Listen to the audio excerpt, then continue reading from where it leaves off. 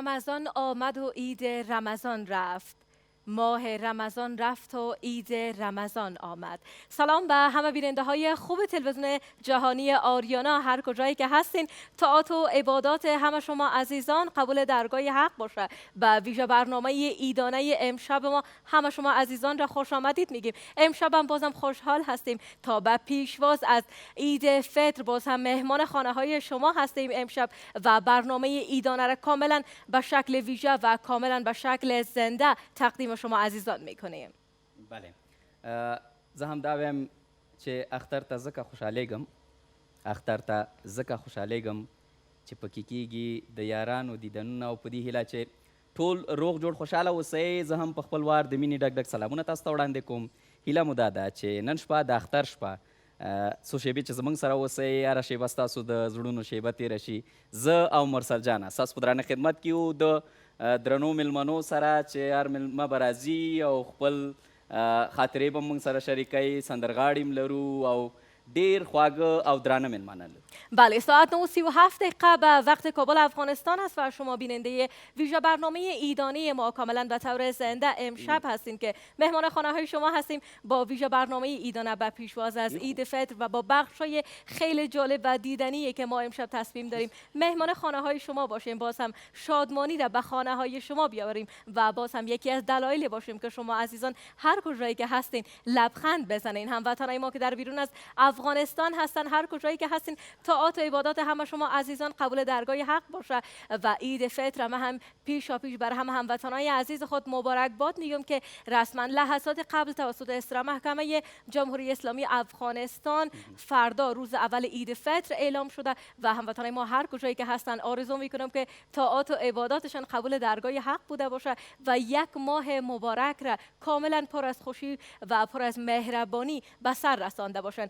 بهیر خودت هم خسته نباشی، ماندای روزداری، طاعات عبادات قبول پیشاپیش، عید خودت هم مبارک زنده باشه. باشین. تشکر مرسل جان. ما هم پیشاپیش عید سعید فطر به تمام بینندگان عزیز تبریک میگم با امید که عید پر از سعادت، خوشی و در فضای صلح داشته باشیم. دقیقاً آرزو میکنم که انشالله 3 روز عید را شما کاملا بی خطر و پر از خوشی هر کجایی که هستین سپری بکنین. امشب هم تا نزدیکای ساعت 11 تا 12 شب ما مهمان خانه های شما هستیم با بخشای خیلی جالب و دیدنی که امشب در ویژه برنامه ایدانه بر شما عزیزان تهیه کردیم. امروز هم ما کوشش میکنیم بهترین و زیباترین و همچنان مهربانترین مهمانایی را در برنامه با خود داشته باشیم که اونا در رابطه با اینکه ماه رمضان را چگونه سپری کردن بیاین بر ما گفت و شنودهایی را داشته باشن از طبقه های مختلف، از گروه های مختلف، از کاتگوری های مختلف. مهمانای عزیز را امشب در کنار خود می داشته باشیم که گفتنی های ایدانه خود را بر ما و شما می داشته باشن.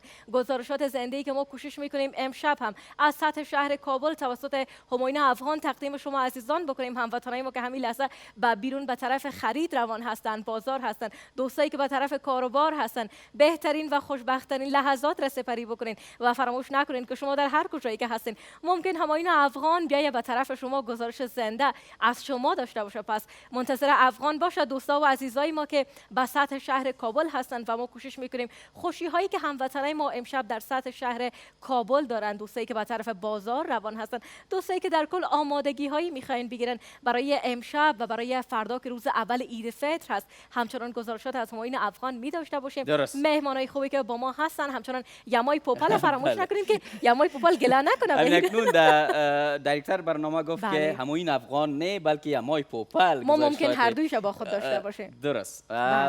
انشالله در سو شیبو کې به دوستانو همایون افغان یا یما پوپل ستاسو په درانه خدمت کې اوسو. اوس را سره یو ګران او درون میلمه په خپرونه کې دی دوستانو چې استاد به خپله هم تاسو ته ووایي چې نن شپه آیا د روژې وروستی شپه ده، سبا اختر دی که نه دی؟ مهمان عزیز با ما بله. صحبت های ما بهیر اگر هر چقدر هم صحبت بکنیم تمام نمیشه. گفتنی های ایدانه ما بر شما عزیزان خیلی زیاد است ولی فرصت را در این لحظات واگذار میکنیم با بزرگواری که در استودیو با ما هستن، محترم لطف‌الله حق پرست، استاد دانشگاه. استاد خوش آمدین. طاعات عبادات شما قبول پیشاپیشید بر شما مبارک باشه. تشکر. من به نوبت تشکری میکنم از دعوتتون و ما شب اول عید، البته فردا روز اول عید است، بر تمام نقاط ملت افغانستان به تمام جهان اسلام تبریک میگیم، به امید از اینکه خداوند متعال همه طاعات و عبادت های همه ما را مقبول بارگاه خود آمین. بسازه و علاوه به این دعایی که در حق ملت مظلوم شده، همگی ملت تشنه صلح و امنیت و آرامی است، خداوند به این سرزمین افغانستان فضای صلح و امنیت حاکم بسازه آمین. و خداوند حاکمینه که اونا اهدافشان آوردن صلح از خدا اونا رو ظفر و کامیابی نصیب کنه. سلامت باشین استاد، کسایی خیلی که ممنون که بر ما اهدافشان وقت جنگ و دادین. بدبختی است، خداوند اونا رو هدایت نصیب کنه. آمین. و خیلی ممنون از اینکه بر ما وقت دادین، امشب مهمان ما شدین. اگرچه نزدیکای عید از همگی مصروف و کاروبار خود هستن، ولی استاد بر ما وقت دادن تا اینکه بازم حاضر شوند به برنامه ما و گفتنی های برای بیننده ها و مخاطبین خاص تلویزیون جهانی آریانا داشته باشن. استاد بیاین از ماه مبارک رمضان بر ما بگوین. یک ماه گذشت، حالا شما در آخرین لحظات این ماه قرار دارین، چه احساس میکنین؟ تشکر میکنم از سوالتان. یک سوال بسیار جامع است که این به همه ملت افغانستان و کسایی که واقعا روزدار است این سوال برش خیلی خوشایند است. بله. علل خصوص کسایی که واقعا اونا قیام اللیل داشتن، بله. تراویح و ختم داشتن، بالاخره روزه داشتن. واقعا امر برای هر کس این شب خیلی شب گرامی و عزیز است. این شبی است که حضرت الله جل جلاله در طول ماه رمضان هر شب خداوند متعال تعداد از آسیان و گناهکارا را قلم معفو میکشه. بر روایتی که هزار آسیر خداوند متعال در هر شب ماه مبارک رمضان خداوند قلم معفو میکشه و این رهایی میبخشه از آتش تیز جهنم. و شب عید که این شب به نام لیلة الجائزه میگن، یعنی پایان رمضان مبارک، و این شبی است که پروردگاران به تعداد کسانی که در طول یک ماه رمضان یعنی خداوند عفو و بخشش کرده و از آتش دوزخ اونا رو نجات داده، در این شب به تعداد تمام کسانی که در ماه رمضان خداوند مورد رحمت خود قرار داده، یعنی این شب ویژه است که در این شب به تعداد کسایی که در طول یک ماه خداوند عفو و بخشش کرده، امشب به تعداد اونا بخشش و کرم خداوند بیشتر است. انشالله که همه هموطنای ما، همه افغانای عزیز ما و همه مسلمانان دنیا هر کجایی که هستن از جمله این افراد باشن که پروردگار بزرگ رحمت و برکت خود را بر خانه هایشون نازل بکنه و این ماه مبارک ماهی بوده باشه که تمامی غم ها، تمامی غصه ها و تمامی تنهایی های هموطنای ما را شسته باشه. حالا چون در آخرین لحظات این ماه قرار داریم، یک تعداد زیادی از هموطنای ما مطمئنا میخواین در رابطه با فطر روزه معلومات داشته باشن که مطمئنا ما از نگاه دینی فطر روزه را همیشه میگیم که مرهمی است برای زخم هایی که ما برای روزه خود و برای رمضان خود ایجاد کردیم. استاد بیاین از فطر روزه برام بگویید. تشکر میکنم از سوالتان. گپ شما بسیار معقول است که همگی ذهنت به امی آماده است که گویا یعنی صدقات فطر تلافی امو اشتباهات رمضان مبارک است. یک روایت امطور است که انسان طبیعی است که روزه که آنچنانی باشه ما نتونستیم روزه داشته، یعنی طبیعی است که دست و پا و چشم و جوارح ما باد در کل روزه باشن، لیکن ما روزه که واقعا از روزهای خاص الخاص و اخص الخاص باشه، طبیعی است که بنده امان به که ز تقصیر خویش عذر به درگاه خدا آورد، ورنه سزاوار خداوندیش کس نتواند که به جا آورد. طبیعی است که یکی خو از یک جانب قضیه صدقات فطر تلافی امو اشتباهات و روزه است که ما در ماه رمضان گاهی از پیش ما سهو و خطای سر میزنه و خداوند امی روزه ما را پس به وسیله صدقات فطر در حقیقت یک صیقل میته و یک رنگ جدید میته. ولیکن اگر دقت بکنیم که امشب شب عید است، تا طلوع امی صبح اول شوال المبارک هر طفلی که از مادر تولد میشه صدقات فطر بالایش است. یعنی به این معناست که صدقه فطر به او تعلق نداره کس روزه گرفته نگرفته. کسی که روزه دار بوده روزه گرفته نگرفته، در مجموع روزه یعنی صدقات فطر به همگی کسانی که یعنی حیات دارن دیگه برسان صدقات فطر است.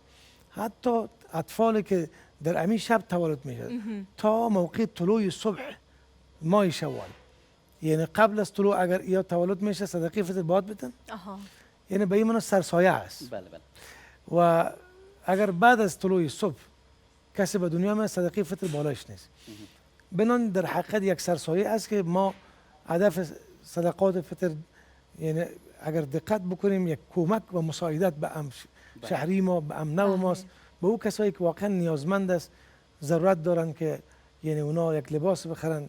طبیعی است که مثال یک مسائل می آرایش عصر ما و شما از قبیل می میوه های تر و تازه و اینا، از میوه های خشک و یگام کلچه و کیک، اینا واقعا مردم محتاج است، واقعا مردم نیازمند است. به خاطر از این که به اونا ما یک رسیدگی بتانیم، یک کمک به امنو خود بکنیم. واقعا صدقات فطر بر همه مسلمان ها واجب است و در صدقات فطر مسئله مثل که زکات حولان حول میخواد و مقدار پولی که ما مالکش میشیم سر از او یک سال بعد سپری شود. لیکن اینطور نیست. کسی که یعنی حولان حولی گپ ها مطرح نیست در صدقات فطر. همین لحظه که توانمند از است، این در حقیقت برای خوراک و پوشاک و مسکن خود چیز داره. بسیار خوب. دیگه یک چیز اضافگی هم مثال پسنداز داره. بعد از او پسنداز به صدقات فطر متوجه شود و این را ادا بکنه که یکی از یعنی یکی از اساسات دینی ماست که تایی که ما به امنو خود کمک کرده باشیم. بسیار خب. حالا استاد، امشب کسایی که میخواین فطر روزه خود را پرداخت بکنن، ببین از مقدارش برای ما بگوین چه مقداری اینا باید پرداخت بکنن، و دوستایی که میخواین پول پرداخت بکنن مطمئنا نزد یک تعداد زیاد سوال است که حالا چه مقدار پول باید بپردازن. یعنی هر څوک هم دا پوښتنه ورسره شته دی چې 100 روپۍ په یو کس باندې رسیږي. اصلا و اساسش طور است که صدقات فطر به اساس امو معیار گندم و جو و کشمش و برنج و بالاخره به این اساس خرما این محاسبه میشه. اگر ما محاسبه بکنیم اکثرا برایشان همین ذهنیت است که ما یک خرد کم یک چهارک گندم یا 2 کیلو گندم باید قیمتش بپردازیم. که معمولا در امی لحظاتی که ما زندگی میکنیم احتمالاً ارزش یک 2 کیلو گندم حدوداً 70 روپیه است. 70 افغانی میشه. ولیکن این 70 افغانی به کسایی از اصل بحث صدقات فطر یک دستگیری و یک کمک به امنو ما است. دیگه این تعلق میگیره به توانمندی هر فرد. یک کس مثال توانمندی می داره که یعنی 70 افغانی را برای هر فی نفر خود برای غربا و مساکین این توزیع بکنه. و یک کس دیگه است که قدر استعداد پولی داره که به 70 روپیه اینا هیچ، بالاخره اونا گندم میار نگذارن، برن اونا خرما رو میار بزنن. شاید یک باز خرما که است نیم سیر خرما، یعنی در اوجه اگر خورد کم یک چهار 100 گرم کم یعنی گندم است، اوجه 200 گرم از نیم سیر 200 گرم کمتر. یعنی نیم سیر خرما رو محاسبه بکنن که خرما معمولا بعض خرما است که مثال 400 و 480 روپیه قیمت میشه، ولیکن یک خرما دیگه است عجبه، یعنی او حدودا 1500 روپیه نیم سیرش میشه. برای این فرد که توانمند است، استعداد پولی داره، زندگیش از هر نقطه نظر تأمین شدگی است، روزگارش خوب است، برای این لازم است که 1500 افغانی را برای هر فی نفر در خانهش 20 نفر است، 20500 باید به فقرا و مساکین کمک بکنه، چون یک همدردی و کمک و مساعدت است. بله بله. به این معنا نیست که مثال ما گندم محاسبه کرده بریم. ما که مثال تاجر بزنس دارم و همه چیز زندگی ما خوب است، 10 تا موتر دارم، 10 تا تمیز دارم، یک کسی یک مامور دولت است بیچاره، او دیگه براش 70 روپیه درست است که 70 افغانی بده. کسی که توانمندیش بیشتر است او بیا جو سنجش بکنه، خرمای اتنا را، خرمای اوسط و خرمای اعلا را که تا 1500 روپیه میتونه که یک سرسایه باشه. ډیره زیاته مننه استاد دا چې راغلی په خپلو خوږو خبرو مو او ډیر څه مو ستاسو نه زده کړل. زموږ خپرونه مو ډیره ښکلې کړه. بله، آرزو میکنم دوستا و هموطنایی که حرفای استاد را شنیدن حداقل بیاین سهمی در این داشته باشن که لبخند را بر لبان هموطنای ما بیارن که واقعا اونا نیازمند هستن و اونا نظر به توانایی خود ما هر کدام ما ممکن بتونیم به افراد که واقعا نیازمند هست کمک بکنیم. شاید برای مایی که نسبتا سرمایه داریم 500 یا 1000 افغانی پول بسیار زیادی نباشه، ولی این مقدار پول مطمئنا میتونه که بالای خانواده هایی که میخواین عیدشان را تجلیل بکنن تاثیر بسیار خوب داشته باشن. مهمانای بعدی همچنان در برنامه با ما می باشن، گفتنی های خوب عیدانه همچنان می داشته باشیم. من میرم از استاد مهمان نوازی بکنم و بهیرم در خدمت شما هست. زنده و سلامت باشین. تشکر استاد قرن ای که باز هم آمدین، برنامه ما را رنگین تر ساختین و ډېر زیاته مننه او سبا لومړۍ ورځ ده د اختر انشاءالله. په دې هیله چې دغه اختر ستاسو دپاره هم او ټولو افغانانو دپاره د خوښۍ خوشحالۍ نیکمرغۍ او د صلح در راوړو تلپاتې اختر اوسي. ډېره زیاته مننه. عید فطر پاداش افطارهای خالصانه ایتان بر شما پیشا پیش مبارک. هر کجایی که هستین طاعات و عباداتتان قبول درگاه حق و شما هم بیننده ویژه برنامه ایدانه از طریق تلویزیون جهانی آریانا به طور زنده هستین. بله موږ هم قدرمن دوستانو میلمانه مختلف میلمانه لرو او په دې برخه کې را سره اغلی ایلی ارشاد ده. البته د پارلمان پخوانی غړي دا چې اوس په کومو کارونو بوخته ده دا به راسره شریک کړي. دوی ته ښه راغلاست وایم او ډېره زیاته مننه کوم دا چې زموږ بلنه مو ومنله و برنامه ما را رنگین‌تر خواد ساختین. بله بانو ارشاد خوش آمدین. طاعات و عباداتتان قبول. عید بر شما پیشا پیش مبارک. تشکر از اینکه مرا دعوت کردین. سلامت باشین. عید به شما هر دو جوان نازنین و به تمام هموطنان ما مبارک باشه. بله بانو ارشاد از جمله بانوهای شجاعی هستند که سالهای زیادی را برای مردم افغانستان خدمت کردند، سالهای زیادی را عید تجلیل نکردند تا اینکه حداقل بیاین برای مردم کمکی کرده باشند، صدای مردم را بلند بکنند و از جمله بانوانی هستند که البته در میان تمامی چهره هایی که ما از طبقه اوناس میشناسیم فعالیت های خوبتر و والاتری داشتند. بیاین بانو هیلی از شما گفتنی خود را از اینجا آغاز میکنیم که دوره طفلیتی که شما سپری میکردین عید را از اون زمان کابل تا حالا چگونه متفاوت میبینین اگر در مقایسه با 10 سال یا 15 سال گذشته ببینین؟ خود تشکر، خوب شد قید کردین 10 سال 15 سال اگر نه باز سنم افشا میشه. ماشاءالله هنوز خیلی جوان هستین. اصلا من خب باز مکررن به هموطنای خود عید تبریک میگم، اما عموما یک صدا سر کسایی میکنم که خود از ما کده مسلمانتر دارن، دعوای اسلامی دارن، دعوای مسلمانی دارن، اونا هموطنای روزودان ما را به خاک خون میکشانن. لطفا مسلمان شون و به قتل مسلمان دیگه دست آستین بر نزنن. اول خو امی حالت که مثلا دوی چند ساله که انتحار انفجار میشه یا امی مزه تجلیل عید از پیشانم کم میکنن. درست است که ماه مبارک بود ختم شد، روزای مبارک است و دی روزای مبارک همه ما مسلمان ها دست به دعا به دربار ایزد لایزال شیشته دعا میکنیم که بالاخره آرامی شود.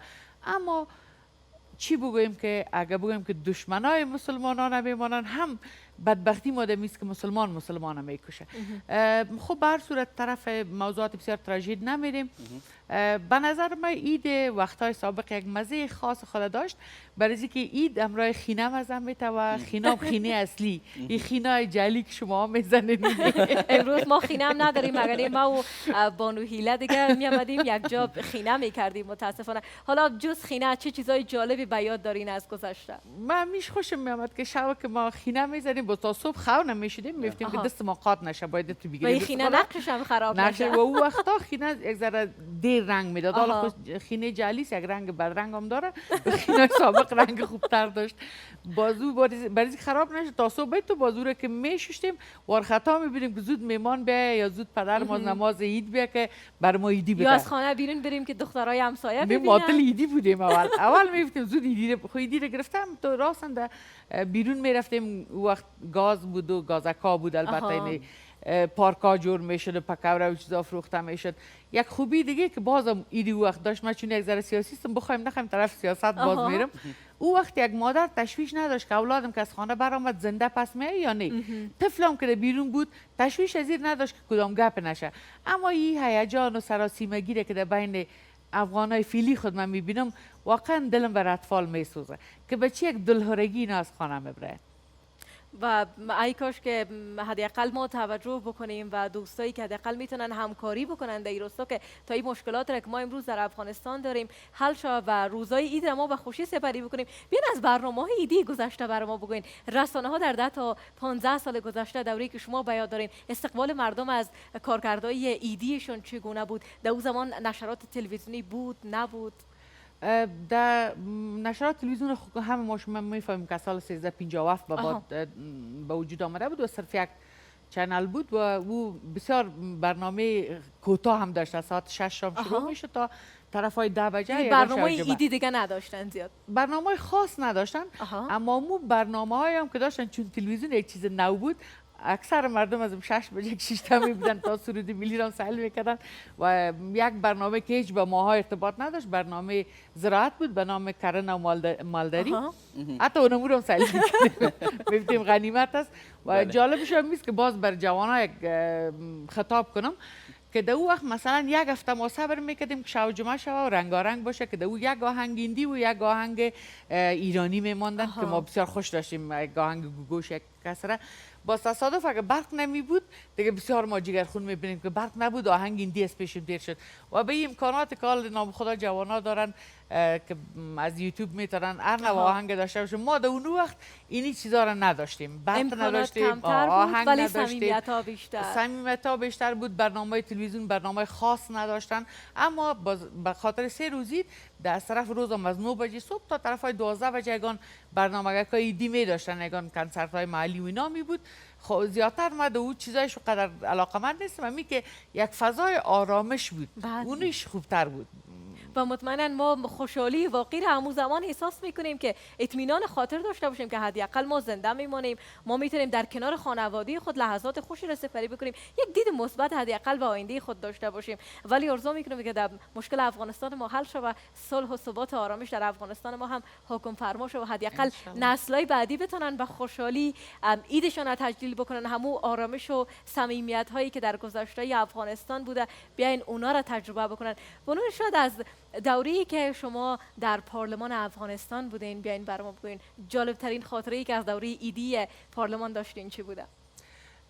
بسیار خاطره خاص نه، برای اینکه ما گفتم که در 6-7 سال آخر ما تو خاص برنامه برای عید نگرفتیم. مطور که سابق بسیار خوش می بودم که عید است و باید کالای نو خودم یا طفلای کسی داشته باشن یا یک رقم جمع و جوش یا رفت آمد. دلیلش مشکل امنیتی بوده یا اینکه خودتون خیلی مصروف بودین؟ نه گپ در مصروفیت نیست. گفتم می دلهرگی هموطنای ما که میبینم او برم چی نمیشه. خو از پارلمان رو خرید چینه یکگان از فعلا اگه برتان بگویم ما وقتی که بر خود کمپاین میکردم باز همین مردمی که می آمدن که میفتن برشان میفتن بر ما باید رای بتن، باز میفتن پیسه بتین بر ما.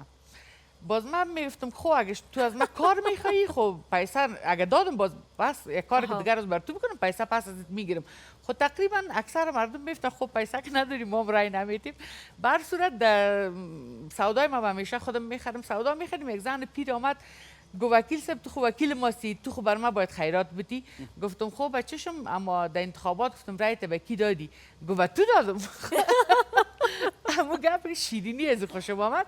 بسیار یک دروغ کلان گفت که من مطمئن بودم که چون زن سرسفید بود درویش نورد. ممکن اصلا رای نداده باشه. نداده بود خواستم بخاطر چون اکثر مردم در می دوره رای ندادن، مخصوصا آدمایی که تحصیل کرده بودن و مخصوصا در مشاورات ما در تلویزیون زیاد می‌آمدیم. هم در تلویزیون طلو هم در تلویزیون شما دست هیچ کس رنگ نبود، بسیار کم نفرا رو میدیدم که دستش رنگ می بود. اما او چیزایی که مثلا یک توصیه که بر مردم خود دارم پیشتر سر مسلمانی بیا گپ زدیم. ما دعوا میکنیم که خب مسلمان هستیم یگان کارا را اکسترا زیاد میکنیم. مثلا نماز از حد زیاد کلگی میخوانه یا فرزند تراویح یا فرزند روزه گرفتن است. اما یک چیز ما شما فراموش کنیم که یک مسلمان واقعی هیچ وقت دروغ نمیگه. اگر ما حداقل اینم یک عادت از خود کنیم دنیا گل و گلزار میشه. اما ما که میبینیم دکاندارم دروغ میگه، فروشنده‌ام پیاده رو دروغ میگه. او د دې خبرې نه یو خاطره مونږ لره په یاد شوه. وایي کوم وکیل سره 10 نفر ورغلي وو د رای اچولو دپاره. بیرته چې راوتی وو په صندوق کې چې بیا رای شمیرلې وي فقط 2 نفر رای ورکړی وي او 18 نفر رای نه وي. نه هغه داسې وغه شاید د ډېر خندا وړم ما باندې هم نم داسې وسو. یعنی دغه ابيبي لیسې کې لاړو هلته فرضاً لست کې نمونه نه و موږ مثلا 25 نفر لاړو.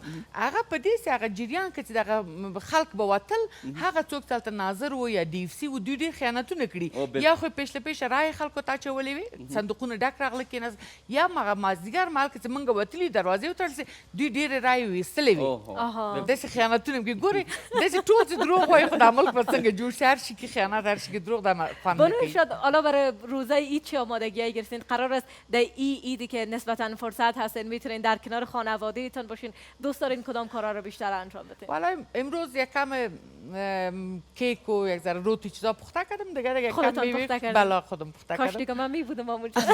سبا بیاین بخیر. خیلی گرسنه بودم. سبا بیاین بخیر میشه که بیاین. دیگه تو آمادگی خاص ندارم. عموما امی کسایی که میان از ما فامیل کم است و قدر زیاد نیست، خب ما امی کسایی که سیاسیون هستن یا اینا دیگه مید مبارکیشن یک دقیقه و 2 دقیقه است، اگه در یک جای دیدن باز دیگه نمیرن و تو برنامه خاص نمی باشه.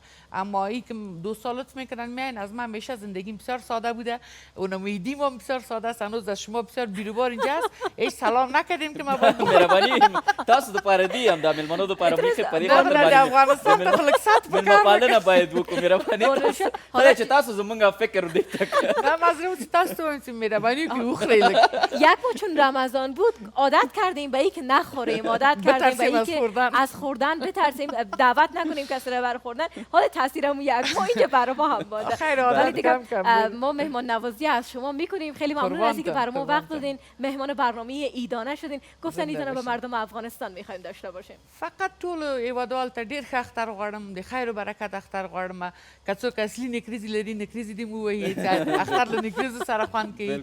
او ماشومانو ته زه اختر مبارکي وایم او د دې په هیله چې یو ورځ افغانستان کې داسې یو سوکاله ژوند ولرو چې هغه د ماشومانو مشوشې څیرې نور مشوشې ونه اوسي. بالکل ډیره زیاته مننه ده چې راغلی. واقعا خپرونه لا پسې ښکلې شول تاسو سره او اختر شپه ده. سبا مو اختر د خوښیو ډک اوسه. ډیر مهربانی. سلامت باشین. تشکر. سپاس از شما عزیزایی که تا به این لحظه بیننده ویژه برنامه ایدانه هستین و امشب هم تلویزیون جهانی آریانا را برای دیدن انتخاب کردین. هر کجایی که هستین خوشحال و سلامت باشین و هر کجایی که هستین طاعات و عبادات همه شما عزیزان قبول درگاه حق بوده باشه.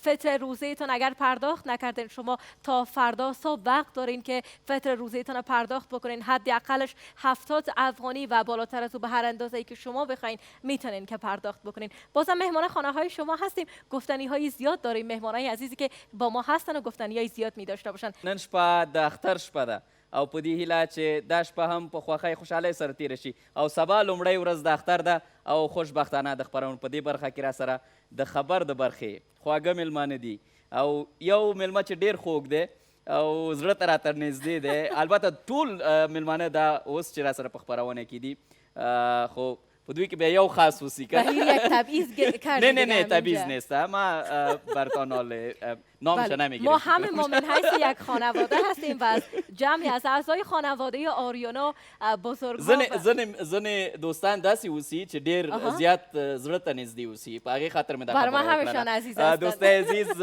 مهمانای عزیز داریم در برنامه از بخش خبر. بهشته جان، زمریالی اباسین، خوږ ملګری و باعث جان دوی ټولو ته ښه راغلاست.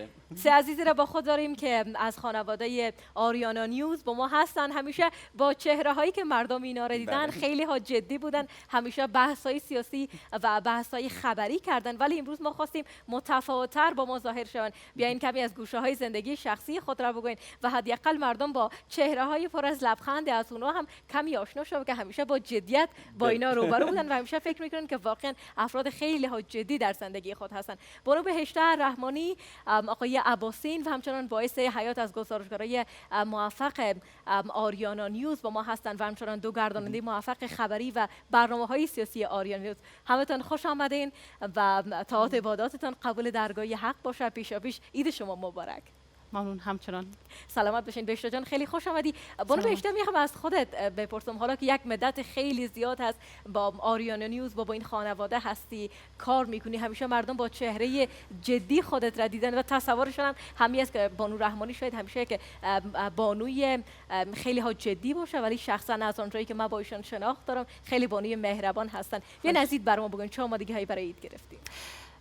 تشکر مرسل جان. سلامت باشین. سلام بر شما دو همکار عزیز ما و تمام هموطنای ما در هر جایی که هستن و بیننده هستن. امیدوار هستم رمضان با خوبی سپری شده باشه و روزهای خوب عید را در پیش داشته باشن.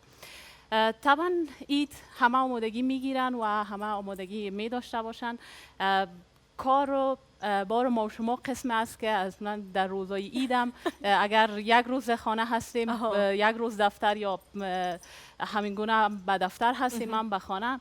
در عید هم من آمادگی های شخصا بر خانه هم تا اندازه گرفتیم، اما 2 روز عید قرار است من دفتر باشم، روز اول و دوم عید که یعنی وقت زیاد را در دفتر می باشم و یک روز دیگه که باقی میمانه در خانه و با دوستا و خانواده.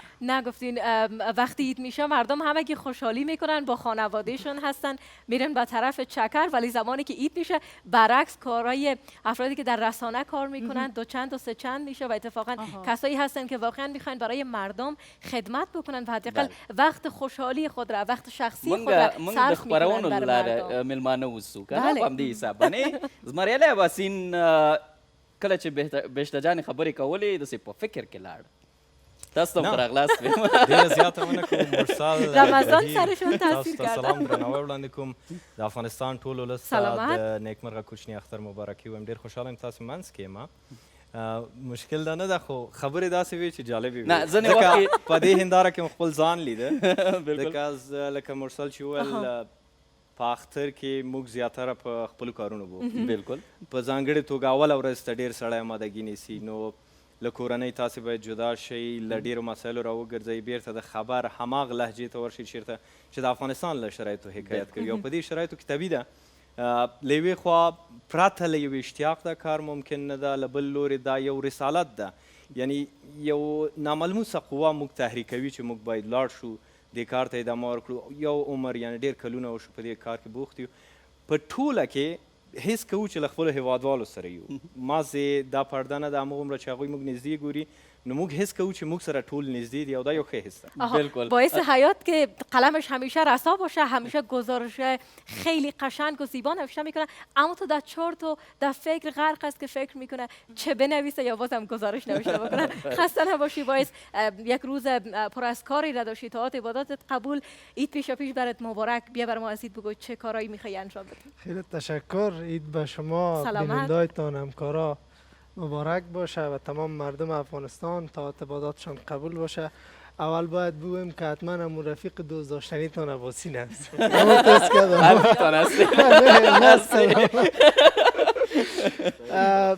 اتفاقا ما روزایی دم در کار هستیم و از آمادگی های دهخانه هم خبر نداریم چون همین روزای آخر خیلی فشار کار باعث خیلی صادقانه اعتراف کرد. رویدادها زیاد بود، گزارش ها و کارم زیاد، فشار زیاد و حتی امروز میخواستیم فرار کنیم بریم طرف خانه، گفتن شما باشین که شب باید در برنامه باشین. به هر صورتش اگر دیگرها در روزایی که رخصتی می باشه در خانه هستن، ما باز همون روزا اتفاقا کارمون بیشتر می باشه، فشار کارم زیادتر می باشه و رخصت هم نمی باشیم. به هر صورت قسمی که عباسین گفت یک رسالت است و ما انجامش میتیم. همین وقتی که میایم گزارش میتیم به مردم از روز، از کاری که میکنن، از رویدادهایی که اتفاق میفتن در پایان روز، هرچند خسته میشیم وقتی گزارش نشر میشه باز یک احساس راحتی بر ما دست میده. بله، باعث حیات و بانو رحمانی آمادگی خود کم کم برای عید گرفتن، از آراستگیشون و از لباسایشون معلوم میشه، ولی آقای عباسیم امو جدیت خود حفظ کرده. نه جدیت مسئله نه ده، ځکه نن چې راتلونو طبیعي ده. فکر میکنیم که همین لحظه به آریانا نیوز هستیم. نن د روژې روحیه حاکمه وه او موږ هم د روال د مخې په همغه رسمي لباس کې وو دلته په دفتر کې خبرونه او دغه راڅخه خپرونه وه. نو او بل دا چې موږ به دلته تاسو سره د کېناستو ویاړ ولرو، یو څه بل خبر او له هغه ورځنیو کشالو یو څه لرې اوسو، دا یو ناببره او ناڅاپي او څه و چې خوشبختانه تاسو رازو عباسین جان دغه اوسنی خبر یکی است. بسم الله. سلام علیکم. و علیکم. عید شما مبارک باشه. عید شما. ما اینجا استاد به خاطر که خودت کی هستی؟ سلام. خوب هستی؟ عیدت مبارک. من عیدی خودم میگیرم. اینال پرسان کو چی پرسان کردی؟ خب باش. خودت پرسان کو چی پرسان کی هستی؟ خودت هم باش. ما آمدم که اینمی مردم هنوز هم دم سیاست ماندن. ما چه می‌چورم؟ والا نه جالب. ما جالب میگم. ما اونجا سایل داشتم گفتم طاقتم نشد آمدم. نه اول خو خودت معرفی کو. من مسعود فنایی سم ریش مکل که نمیشناسم. مسعود جان. خوشم خدا یک دم بعد گیر کردن کارم است. یگان ذره میکاپ هم کرده از خودت شناختن نمیشه. نور کشیدی ماشاءالله مسعود. قربانت تشکر. نه نور نکشیدم. و چرا دمی گپای میمونای ما یک دفعه داخل شدی؟ خب برای من جالب بود. مثلا عباسین جان هم ما در روزمره میبینم مثلا که زنگ میای براش اوکی میکنه دغه خبرونه تا خرغلاست یک دم شروع میکنه دشپاک باجو خبرونه خرغلا اونم تیز موبایل اکسایل میکنه سالش مثلا اینال پاس در خانه میگه که من خوب هستم جور هستم او از دیر خیر عین خبر گپ میزنه. من فکر میکنم که در خبر این بیادر که اگان تو را میبینه باعث جان که اگان تو را میبینه که میخواهید مبارکی کنه خیلی جالب است. ما سعی کن. سلام علیکم، خوش آمدین. خوب هستین؟ خانه خیریتی بود؟ همگی خوب است؟ مادرشان خوب است؟ کلگی جور هستن؟ کلگی خوب بیادر صحیح و منظم گفتی میمونن. اونام که همچنان دیگه زور از اونا را نه بیشتر جان از زورش نداریم. خب مقصد اینام که در خانه میشه سلام علیکم خوش آمدین مادرجان خوب هستن پدرجان خوب هستن کلگی شو نمی یک رقم. مقصد امشب بیادر باش ما میره بخورم که عرق کرد. همین یک چیزا بگویم سیاست امشب سرما نمیچله. ما بیاد سیاسی نیستیم. از خبر برای این اینا که دوستای آزاد بخیر زیر تاثیر نرو. حالا خود هر شب خبر هستی چرا زیر تاثیر میری؟ شما امروز دیگه راحت هستم. امروز از ما امشب آمدی دیگه که ممرای مهمانای ما کم شوخی کنی آزارشون بدی یا ایدی گرفتن آمدی. ابوسین یک مشکلش است که قرار است سودایی ده نگرفته میوه خوش نگرفته این برنامه ریزی کرده که از این برنامه بیرون شد بره پشت سودا میترسه که در خانه مقصد ما تعارف می‌داریم. پیش از اینکه بره پشت سودا ما امشب چیز خواستیم که مکمل سیاست یکدم تغییر بدیم. پیشوریتان یک ورق است. هر کدامتان یک ورق میوردارین هر چی که نوشته بود 100% باید اجرا شود. اگر نشد من هم ابراهیم است. ورقا اگر نشد برنامه خراب من هم ابراهیم است. درست است. خب کجاست ورقا؟ جالبیت برنامه همین بود که ما دیگه قبلا نگفته بودیم که قرار است کدام بازی انجام بدیم و اتفاقا کارتان پیش بانو رحمانی است که میشه اول از خودشان آغاز کنیم. اولین کار که برداشتن بانو رحمانی چی نوشته؟ سرجان ما بر چی اومدیم اینجا بان ما گپ بزنم. بیا فنایی. خب میگه برای 1 دقیقه باید بخندید آن هم بدون وقفه کمتر از 1 دقیقه باخت محسوب میشه. شروع کنیم. ما حساب میگیرم 59 ما به چه مناسبت باید بخندیم؟ اینه خوشحال است. چی گپ است؟ خب 1 دقیقه گفتیم اون نفر که دریشی کرد رفت در سر استیج بالا شد خوب صحیح پالیش یک آرس هم استاد کرد اوه فقط تویی بس پالیش شما بله تو شروع کنیم وقت نداریم دیگه میخنده بود. نه 1 دقیقه ساعت قید میکنم بیخی ساعت قید میکنم 1 دقیقه وقت خیلی زیاد است. 59 58 57 خنده کنید. خب اینا شروع گفتیم حتمی 100% است چرا چهره خنده شما را هیچ کس ندیده تا از اون خاطر اینا شروع شد بریم باخت قبول این خنده وی 15 ثانیه خنده کردن. باخت قبول دارم. سلامت باشین. نه دیگه از بانو رحمانی همه قد بس است. باختنه ایدی میگیرم. خب از شما آقای عباسی بلند میخوانید. یک خبر خوش را باید بدون ورق به خانش بگیرید. ام دا خبر دا رازه دا خبر د تزوی ما چې د سبا له اختر ورځ او نن شپه اعلان شو. بهیر جان عین مونیتور ورش این چشمک هم کت فنایی خوب دیدمش. اینا برادریای خودم بیادر مراد میکنه. برو شروع کن دیگه. بسم الله الرحمن الرحیم. السلام علیکم او وخت په خیر. نن د اختر لومړی شپه ده او په دغه شپه باندې د لومړي ځل لپاره ستاسو سره له کوم داسې یو خبر غږیږو چې په هغې کې نه وژنې شته او نه هم کوم داسې سوژه چې سړی خفګان ولري. زه نن له همدې خبرو او له همدې خپرونې پرته بل څه نه لرم. چند باند خنده نوبت خودت باعث نه گفته برای 1 دقیقه باید بخندید بدون وقفه کمتر از 1 دقیقه باخت. نه از او را گرفتی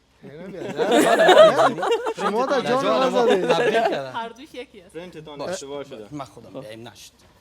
کدام چیز یک خبر خوش از خودت برای 1 دقیقه برای 1 دقیقه باید تو بخند من ببینم 1 دقیقه هیچ خندی تو را ببینم. اون صحیح بوده من تو گفتم خند شروع شروع اون صحیح نکن من صحیح خنده کنی اون خنده میکنه. بس از دیگه یک گزارش خنده دار بگو. یک گزارش خنده دار بگویم.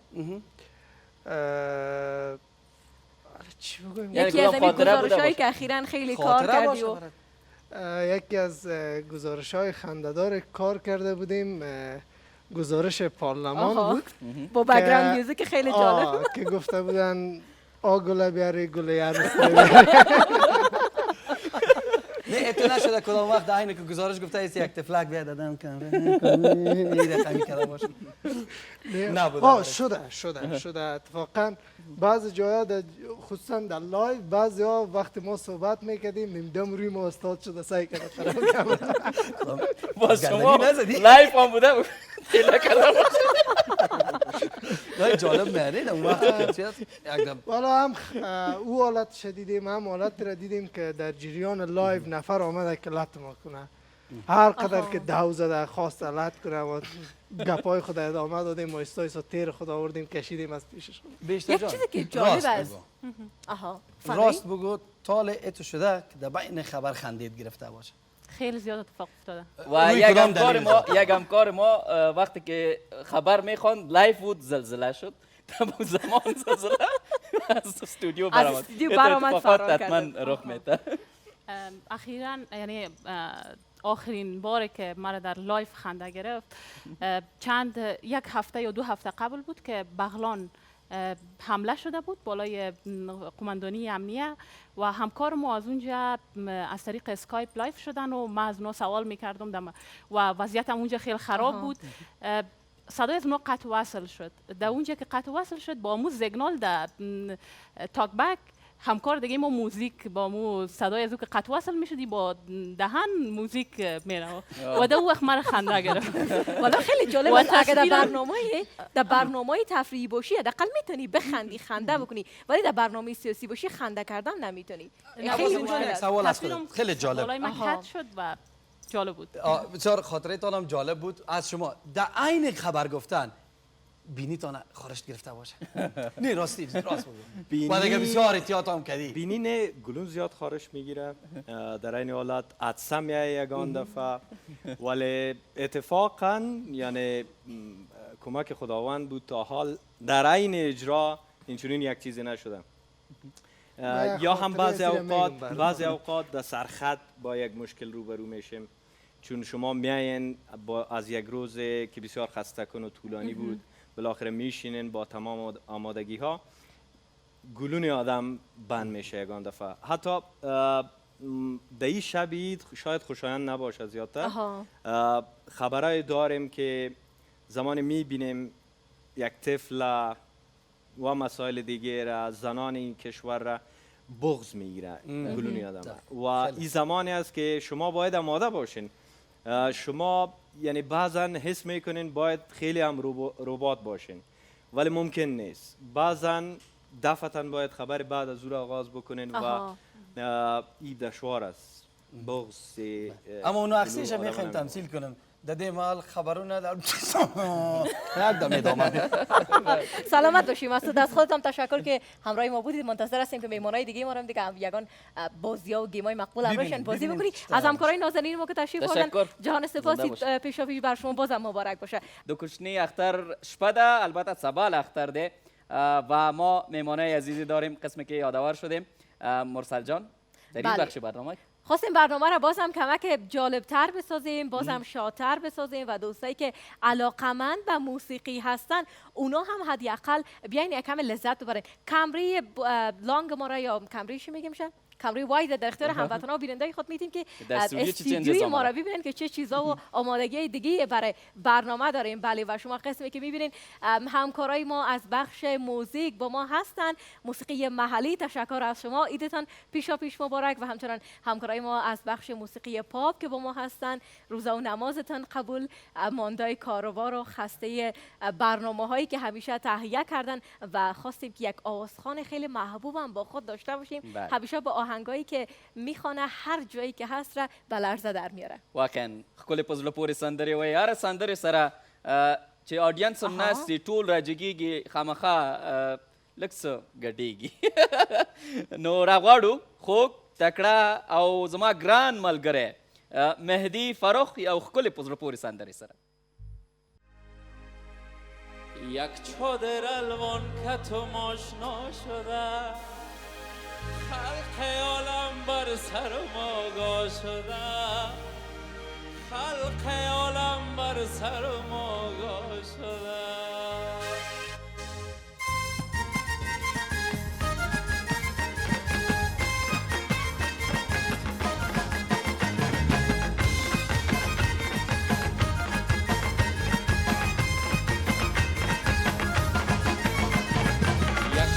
الوان کتوم آشنا شدن خلق عالم بر سر ما گا شدن خلق عالم بر سر ما گا شدن چادر الوان با مثل تو جوره نیست با مثل تو جوره گل موره نیست با مثل تو جوره گل موره نیست ای جگر جان بیبی ماه تابان بیبی ناز نخرش بیبی ای یارایی ببرا مایده باران است میباری بابا مایده باران است میباری بابا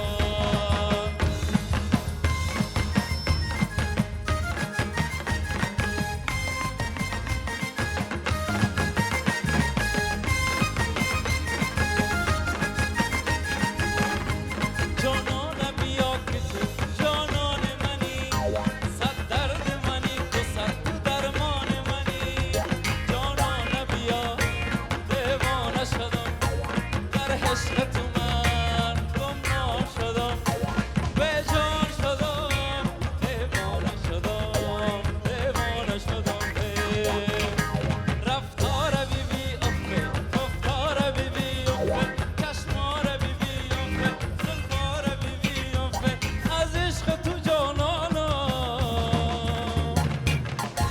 دل کندن نمیتونم دل کندن نمیتونم دل کندن نمیتونم دل کندن نمیتونم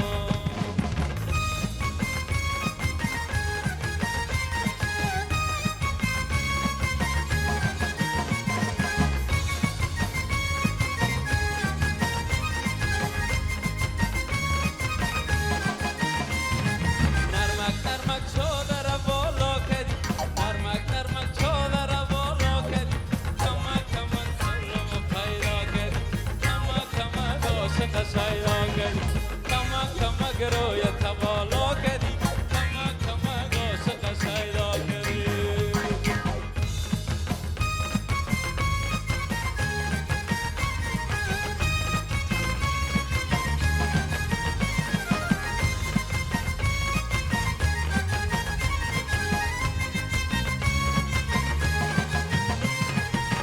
تو بگو دلبر و دلدار منی تو بگو یار وفادار منی تو بگو یار وفادار منی من به عشقت شدم خانه خراب من به یادت شدم سینه کباب من به یادت شدم سینه کباب نرم نرم آی سویا مثل گل دسته بیا نرم نرم آی سویا مثل گل دسته بیا دخترک جیگی جیگی مرا نوکر دیگی دخترک جیگی جیگی مرا همدم دیگی نرم نرم آی سویا مثل گل دسته بیا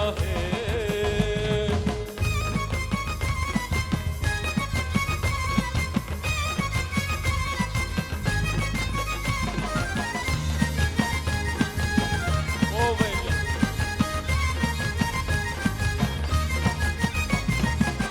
صنما در غم عشق تو چی تدبیر کنم خوبا که در غم تو نانه شبگیر کنم خوبا که در غم تو نانه شبگیر کنم دل دیوانه بیادی تو چنان میسازد چقدر گلم من از بازی تقدیر کنم چقدر گلم من از بازی تقدیر کنم باز بیاده رو خل باز بیاده رو خل رو به خدا میکنم رو به خدا میکنم رو به خدا میکنم رو به خدا میکنم گر نکنی عاشقی گر نکنی عاشقی واسطه ها میکنم واسطه ها میکنم واسطه ها میکنم واسطه ها میکنم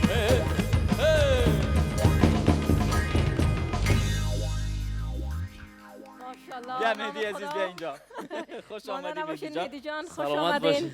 روزا و نمازتان قبول از عید بر شما شما قبول. مبارک من ماندگی ما بگیرم بله ماشاءالله آهنگ خیلی قشنگی که مهدی جان اجرا کرد. البته چندین ریمیکس، پارچه یک جا ریمیکس اجرا کردن. نوازنده‌های عزیز ما که خیلی زیبا همراهی کردن. تشکر، شما هم مانده نباشین. اجرای موسیقی زنده با وجود اینکه لذت خیلی زیاد داره، کیفیت خیلی بالا داره، ولی گاهن خیلی ها مشکل است. بله. ولی حداقل ما خوشحال هستیم که افغانای ما چنین استعدادایی را دارن و مهدی جان که سرشار از این استعداد است و همیشه آهنگای زنده کاملا اجراهای خیلی قشنگ همیشه داشته. خب به نام ماندگی من جوش نورمال. سلام خدمت شما. سلامت جان. باشین. سلام خدمت شما، خدمت تمام بیننده تلویزیون آریانا. ایده برای تمام ملت افغانستان از صمیم قلب تبریک میگم. آرزو میکنم آرزوی همیشگی ما صلح هست. آرام. سلامت باشین. مهدی جان دیگه با وجود همه مصروفیت هایی که دارن، همه کارهایی که داشتن، ولی امشب را وقت گذاشتن بر ما و ویژه برنامه ایدانه که حداقل برای هموطنایی که علاقمندش هستن، دوستایی که دوستشان داره بیای حداقل بازم پارچه های خیلی ها زیبا بنوازه. و امشب باید بگویم که تا زمانی که برنامه ما جریان داره، تا آخرین لحظات برنامه مهدی جان با ما می باشن، در برنامه ما را همراهی میکنن و پارچه های خیلی قشنگ بعدی هم چنان دارن. بله. مهدی فاروق زما ډیر کلک ملګری دی او ملګرتیا مو د ډیره وخت څخه ده. مهدی جان، ما شما خاطرات بسیار شیرین داریم از برنامه های مختلفی که با هم داشتیم. بله. یک برنامه داشتم مرسل جان در ولایت زیبای پنجشیر و ما و مهدی جان اوجا ماهیگیری هم کردیم. لیکن ماهی نگرفتیم. اما کدام منطقه بودیم؟ در کجا بودیم؟ ما خواستیم ماهی بگیریم لیکن چوب گرفتیم. چوبای دیگه چیز کدام منطقه پنجشیر رفته بودیم؟ بازارک بود. در بله. بازارک و اکثرا ماهیگیری پل لرزانک هم اونجا بود. پل آه لرزانک. یک پل بسیار خطرناک بود. خب جالب از من اولین پروگرامی که امروز امشب عید داشتیم و این یک برنامه واقعا متفاوت‌تر و زحمات نوازنده‌های عزیز خود شما و لایف خوانی قسم هم برنامه لایف بله بله هم لایف اجرا کردم. فعلا بسیار دکم رسانه های قسم یک برنامه بوده تفاوت برنامه ما اتفاقا در همیشه بوده که ما برنامه زنده داشته بودیم. بسیار ثقیل بود و ما بترسید کدام شعر غلط داشته چون لایف از برنامه. یک آهنگ که در آهنگایت میکس بود اوفه. این آهنگ آرزو جان نیکبین خوانده. این آهنگ مرم خیلی بر من جلب توجه بود و مرا جلب کرد به طرف خود که چطور مهدی فاروق در جمع آهنگای قشنگی که از خود داره یک آهنگ از یک بانو را انتخاب کردن. خب این آهنگ شیر کمپوزش از خودم از است. ساخته های خودتون بودن؟ از ساخته های خودم از برای بانو آرزو نیکبین داده بودم. متاسفانه نمیدانم اسم من تایتل نشان نکرده بود.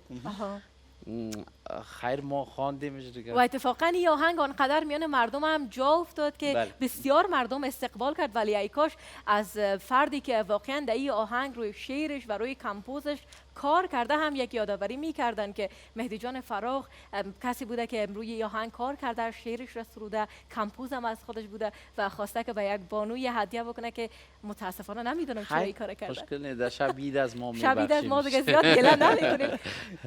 دل شما بزرگ است که میبخشید. مشکل نیست. خب چی آمادگی گرفتی مهدی جان بر عید؟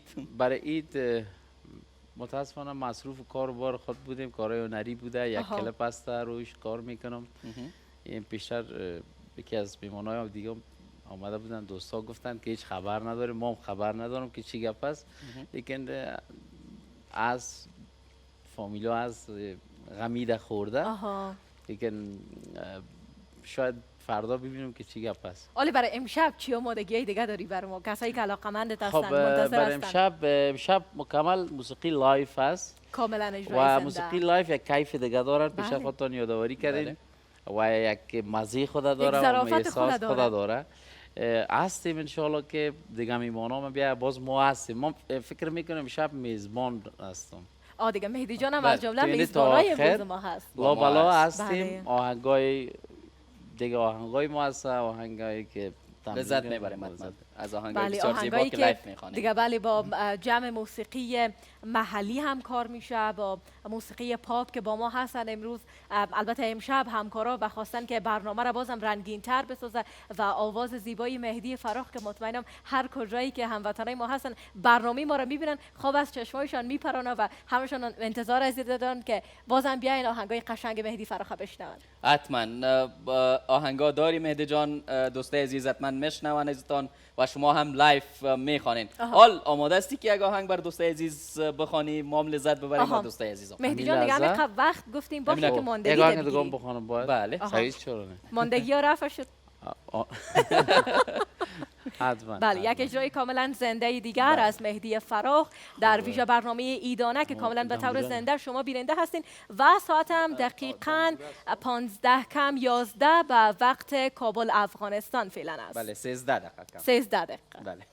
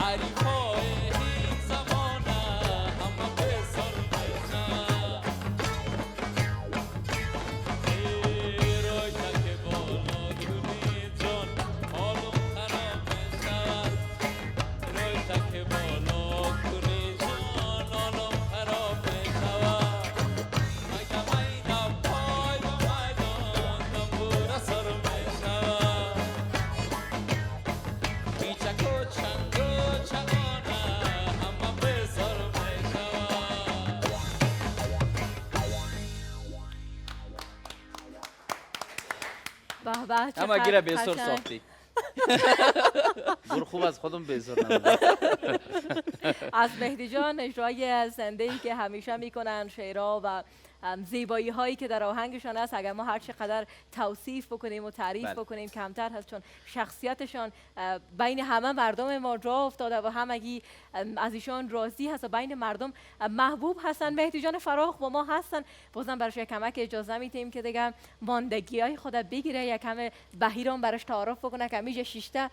روز چیدن میوه های شاداب استجابت پیشاپیش بر همه شما عزیزان مبارک باشه. هر کجایی که هستین کاملا صحتمند و خوشحال باشین و تشکر از اینکه ویژه برنامه ایدانه را کاملا به طور زنده همین لحظه از طریق تلویزیون جهانی آریانا بیننده هستین و ساعت هم دقیقاً 11:25 به وقت کابل افغانستان هست و شما هم بیننده ویژه برنامه ما کاملا به طور زنده هستین که ما امشب مهمان خانه های شما هستیم. البته ساعت هم 11:53 بله 11:53 و در این لحظات هم مهمان عزیزی را با خود داریم، بزرگواری که همیشه بازم برای مردم افغانستان خدمت کردن، خواستن برای مردم شادی از یک نوع مختلف ایجاد بکنن و حداقل برای یک ساعت ما خودت بخیلم که پیش رفتیم. پیش از اینکه مهمانم معرفی کنی 10:53 از دوسته من شوخی کردم، من متوجه میخواستم مرا امتحان مطمئن کنی؟ شم که بهیر امیگ هستی یا نیستی یا خلص یا بیدار. آها نه دیگه خوب است که حداقل بهیر بیدار هستی. 10:54 فعلا به وقت کابل افغانستان. از خوشی های مردم یاد میکردیم که هستن کسایی در افغانستان که برای مردم افغانستان خدمت میکنن، به هر نحوی که شده میخواین برای مردم خوشحالی را ایجاد بکنن و از جمع این بزرگ مردانم مهمان عزیز را با خود داره، محترم خلیل الله حمید، مسئول سرکس افغانستان که ما در افغانستان فقط یک سرکس داریم و امروز خوشبختانه مسئولشان در برنامه ویژه برنامه ایدانه با خود داریم. استاد خوش آمدین، شامتان بخیر، روزه و نمازتان قبول و پیش عیدتان مبارک. تشکر. من سلام خود تقدیم میکنم و آرزو دارم که یک عید خوبی داشته باشن دوستان ما. اصلا رمضان بود بخیر تیر شد و همگی از روزا سلامت باشین. انشالله که کارهای شما هم بخیر گذاشته باشه. بیاین استاد از رمضان قصه بکنین، ماه رمضان در کل چگونه شما سپری کردین؟ خب طبعا رمضان یک ماه پر برکت است که ما فعالیت‌های زیادتری داشتیم در ماه رمضان. خصوصا برنامه‌های هنری ما کمتر بود، اما برنامه‌ای که طفلان نیاز دارن برشان داشتیم و روزمره به تعداد 100 شاگردی که در برنامه سهم داشتن برنامه‌های آموزنده بود برشان پیش می‌بردیم برشان. بسیار خوب. سرکس افغانستان متاسفانه که یک تعداد زیاد هموطنای ما با نامش و با موقعیتش و با جایی که چگونه اطفال کار میکنن آگاهی بیشتر ندارن. بیاین از خود سرکس افغانستان بر ما بگین چقدر و چه تعداد اطفال را شما در این سرکس دارین، در کدام کاتگوری و سنین و چه کارهایی را انجام میتن؟ سرکس مدت 17 سال است که در افغانستان فعالیت میکنه و در این مدت 17 سال در 28 ولایت افغانستان ما برنامه‌هایی داشتیم و بیشتر از 4 میلیون طفل، جوان، نوجوان، بزرگان زیر پوشش خود داشتیم. برای اونها برنامه‌های تفریحی، ورزشی، هنری برگزار کردیم و به تعداد 12 مراکز داریم که به تعداد 18 شاگرد روزمره بخش سرکس آموزش می‌بینن. بسیار خوب. این مراکز فقط در شهر کابل هست و در ولایت مختلف؟ در ولایت هستند. مرکز اصلی ما در کابل است، اما مراکزی که در ولایت داریم فعالیت هم اونجا جیران دارن. آها. و انشالله که طفلای نازنین و خندوله که در این سرکس کار میکنن اونا هم حداقل دستاوردهای خوبتر داشته باشن. امروز خوشحال هستیم که از جمع از این اطفالم کسایی را با خود داریم که قرار است برنامه ما را بازم رنگین‌تر بسازه و طفلایی که فکر میکنن که توانایی ندارن، فکر میکنن نمیتونن حداقل یک الگو بگیرن، انگیزه بگیرن که واقعا طفلای افغان هم با استعداد هستن، توانایی‌های مختلف خود را دارن و در بخش‌های مختلف مطمئنن که اونا هم میتونن که سرگرم باشن و حداقل فعالیت داشته باشن. بیاین از خودتان استاد بر ما بگوین چه مدت هست که شما مسئول سرکس افغانستان هستین و چقدر دستاورد تونستین در این راستا داشته باشین؟ خب من مدت 17 سال است که من مسئولیت این بخش دارم و اولین کسی که در بخش سرکس آغاز کردم با همکاران دیگه که دوستان دیگه ما بودن که اونها فعلا نیستن همراه ما، اما ما این بخش دوام دارم و توانستم که به تعداد هزارها شاگرد تربیت کنم در بخش جاگلنگ و بخش هنری سرکس که فعلا هم شاگرد هستن که بعضشون هستن بعضشون فعالیت دیگری دارن، اما تعداد زیادی را به حساب تربیت دادیم در بخش سرکس. استاد از خود بر ما بگوین که خودتان اولین آموزش‌های ابتدایی که در این راستا پیدا کردین چگونه پیدا کردین، انگیزش چگونه ایجاد شد نزد شما که برای اولین بار یک افغان میآید در راستای سرکس بر مردم افغانستان میخوای خدمت بکنه، شاگردایی را در این راستا تعلیم بده که حداقل اونا هم بیاین کار بکنن و در این راستا دستاورد داشته باشن؟ خب من قبلا از طفولیتم در تئاتر علاقه داشتم که بعضی تمثیلی که در مکاتب اجرا میکردم. یک دوستم دیگه ما که تبع دنمارکیست خود زبان دری را خوب میفهمه. او در سال 2002 که به افغانستان آمد گفت ما میخوام یک سرکس در افغانستان بسازم. باز ما گفتیم بسیار که خوبی است، ما با کلمه سرکس آشنایی نداشتیم و وسایلی که به ما آمده بود آشنایی داشتیم که چه قسم استفاده میشد. خود چند استاد را به ما دعوت کردند که با ما استادا ما کار کردیم و آیسا خود ما را تعقیب کردیم، مثلا سیدی‌ها را دیویدی‌ها را دیدیم و آیسا شاگردان را رجستر کردیم، اونا را آموزش دادیم. چقدر خوب. قبلا ما مثلا ما خودمون رو استیج میرفتیم برنامه اجرا میکنیم و اساس طفلا رو پیش ساختیم که طفلا بتونن استیج برنامه اجرا کنن. اینو ما فعلا در بک استیجشون برای اونا همه هنر خود نشون میدن. استاد آها زنده باشی استاد. آل چی تحفه دارین بر ما؟ چیزی آوردین؟ بله تحفه هست که شاگردان هستند که با چندین حرکت را اجرا خواهد کردند که یک گروه از دخترک هستند که 3 خواهر هستند در این بخش فعالیت میکنند، بخش جاگینگ است که باش اجرا میکنند و بخش بایسکل یک تایر است که با یک تایر بایسکل را میرن و نمایش دیگر است که به نام اکروبات که سرشونه که دیگه استاد میشن. امیس سه برنامه باش ما آوردیم. طفلک‌ها و دخترک‌های قندول نازنین که همین لحظه در استودیو هستن و میبینمشان ماشاءالله یکیش قدشان قدر بلند است مثل از که قد ما 2 برابر شود. ای 3 برابر. ببینیمشان دخترک‌های نازنین و قندول بیاین دیگه بینندای ما هم ببینن که کسایی که علاقه‌مندشان است.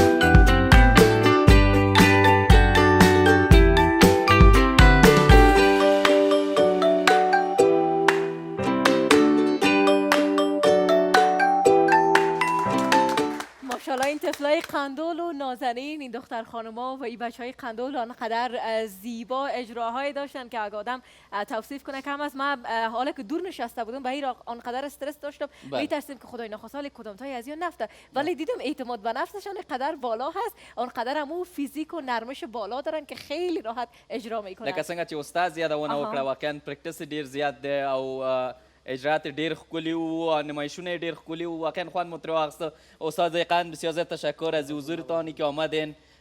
باز هم عیدتان مبارک و تشکر از اینکه دعوت ما رو پذیرفتید. بله ممنون از اینکه برنامه ما را شما بازم ویژه‌تر ساختین با اجرای زیبایی که این طفلای قندول و نازنین داشت و ما دعا میکنیم که اینا پس از این هم بتونن خوبتر بدرخشن و دستاوردهای بیشتر برای افغانستان ما داشته باشن. مهدی جان فراخ که تا آخر شب با ما هست و امشب آهنگای خیلی زیبا و اجراهای خیلی زنده در ویژه برنامه ایدانه برای ما می داشته باشه، همچنان در کنارش مهمانایی که از پارلمان افغانستان با خود داشتیم، ولی این بار خواستیم از یکی از بخش‌های جذاب و یکی از بخش‌هایی که برای مردم افغانستان خیلی هم محبوب است هم مهمانایی داشته باشیم. از ورزش افغانستان امروز مهمانای عزیزی را با خود داریم. محترم محبوب شاه دارابی رئیس فدراسیون اسنوکر و بیلیارد در افغانستان، بانو مریم مهر عضو فدراسیون بالینگ افغانستان و همچنان بانوی عزیزی که با ما هستند سونیا سلطانی ورزشکار بایسکلرانی از فدراسیون بایسکلرانی در افغانستان. همتان خوش آمدین. طاعات و عباداتتان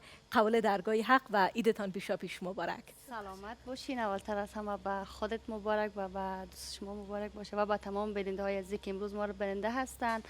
امیدوار هستم که یک رمضان خوب و خوشی را سپری کرده باشند و در کنار فامیل، در کنار دوستان خود بتونن یک عید خوب و خوش داشته باشند. سلامت باشین. دارابی صاحب خیلی ممنون از این که امشب برای ما وقت دادین. طاعات و عباداتتان قبول. عید پیشاپیش بر شما هم مبارک. بیاین بر ما بگوین برای عید چه آمادگی هایی دارین و در کل فدراسیون اسنوکر قرار است چه برنامه‌های جالبی برای عید داشته باشه. بسیار زیاد تشکر. در قلم نخست سلام و عرض ادب دارم خدمت شما، سلامت خدمت باشین. تمام همکاران شما و تمام بیننده‌های عزیز تلویزیون و آرزومند هستم که طاعات و عبادات همه ما شما با درگاه الهی قبول و مقبول گردیده باشد و روزهای عید با خوشی و خوبی و مملو از صمیمیت و شادی سپری کنیم ان شاء الله.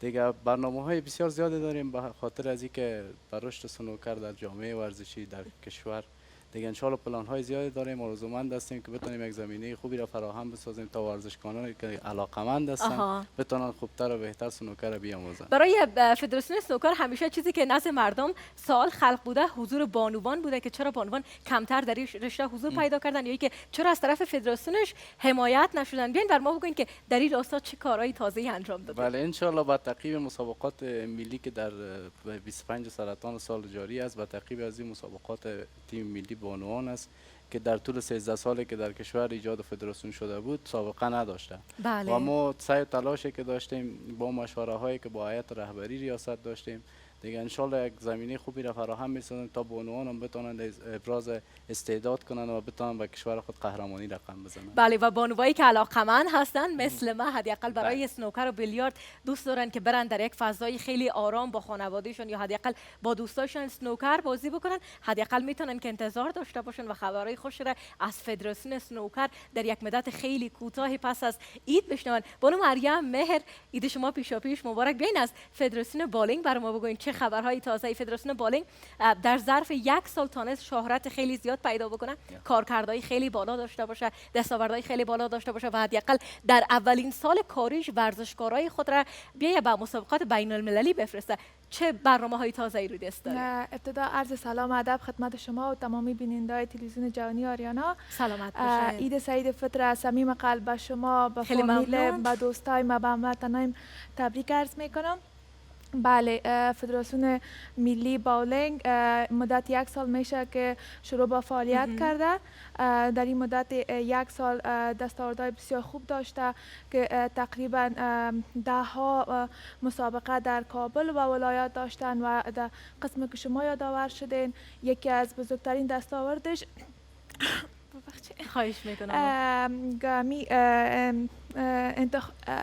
رایافتنشان بله در مسابقات بین المللی بوده. بله و ورزشکارایی که تونستن حداقل در رتبه بندی که برای افغانستان صورت بگیره در کاتگوری گروهی برای افغانستان هم یک جایگاه خوبی را داشته باشن. ولی در کنار رشته سنوکر و بالینگ که حالا گپ زدیم، از رشته بایسکلرانی عزیز را با خود داریم که اخیراً سوژه داغ در صفحات اجتماعی شد و تونست که از طریق صفحات اجتماعی یک چالش برای یکی از شخصیت‌های افغانستان داشته باشه. بهیر خبر داری؟ نه دې خبر نه، خو زه دا اوس خبر شما نه پوهېږم چې از سونیا سلطانی میگه بالکل. خودش بر ما بگوید. سونیا جان بیا بر ما بگو چه مدت از ورزش بایسکلرانی را به پیش میبری و چطور خواستی بیا یکی از چهره‌های مطرح افغانستان را در این رشته چالش بدی؟ تشکر مرسل جان. من مدت 4 سال میشه که در رشته بایسکلرانی هستم و عضو تیم ملی مدت 3 سال میشه که عضویت ملی را دارم در کشور و چالش در رابطه از چالش بگویم چون آقای امرالله صالح در چندین بیانیه خود گفته بودند که یعنی زیادتر بر رشته بایسکلرانی تمرکز میکنن و رشته بایسکلرانی را بیشتر دوست دارن و در سال 1398 اونا بیانیه‌شان بود که سال 1398 سال بایسکل هست و در سال 1398 من میتونم که هر کسی آماده هست میتونم که از یک ولایت به دیگه ولایت رکاب بزنم و میتونم هر کسی که آماده هست با ایشان همراه باشم و من هم وقتی بیانیه که دیدم و زیادتر یعنی تشویق شدم به رشته بایسکلرانی. یعنی زیادتر تمرکزم از این شد که من باید یک بایسکلرانی موفق باشم در کشور، یعنی یک بایسکلرانی باشم که بتونم به کشور خود نام و نشان بیارم و ما هم یعنی چالش نه دیگه، یک مسابقه دریچه‌ای را که خواستی آغاز بکنی از طریق همین چالش بود البته. بله من خواستم که یک مسابقه دوستانه داشته باشم چون من اولین دختری هستم در افغانستان که یک سیاستمدار موفق کشور به رشته بایسکلرانی البته چالش بتم چون آنها خودشان خواهان ازی بودن که باید با یعنی افراد جامعه بایسکلرانی کنند. حالا چالش نتیجهش چی شد؟ پذیرفته شد؟ مدت 2 ماه میشه هنوز نخیر چون از چندین دریچه به ما یعنی پیام گذاشتن گفتن فعلا مصروفیت‌هایشان بیشتر هست و خواهان ازی هستن که شما را ببینن. بله چقدر عالی و اولین بار است یک بانو چالش میته. محترم امرالله صالح وزیر پیشین وزارت داخله یا دفاع؟ داخله. بله وزیر پیشین وزارت داخله افغانستان که از جمله چهره‌های مطرح افغانستان بودن و حداقل تونسته بودن برای مردم افغانستان محبوب باشن. ببینیم که نتیجه چالنجی که سونیا سلطانی برای آقای صالح داشته چی بوده که منتظر هستیم که چه گفتنی‌های دیگه داره. بهیر خیلی علاقه‌مند به سنوکر است، میخوای از سنوکر چیزی بگویی؟ بله سنوکر معمولا د ډیره وخت زه سنوکر لوبه کوم، بیلیارد هم ورسره، خو سنوکر لوبه زما ډیره زیاته خوښیږي. اگه ما چالش بتمت قبول میکنی؟ چالش داده بودی اما نرفتی امروز ما. خب چالش تا قبول میکنم در از این برنامه زنده، فقط میریم با یک کلاب انشالله که بعد از این ما خودت یک سنوکر ما بهیر یک چالش سنوکر دادیم که کدام ما برنده میشیم. آقای دارابی هم اونجا با ما باشن که خودشان تعیین بکنه که حداقل خودشان درباره سنوکر بسیار میفهمه. بیا بگو از سنوکر چه گفتنی داری؟ میگه کدام نفر در کلاب سنوکر در آمده بود میگه او تشلبازی مدرن.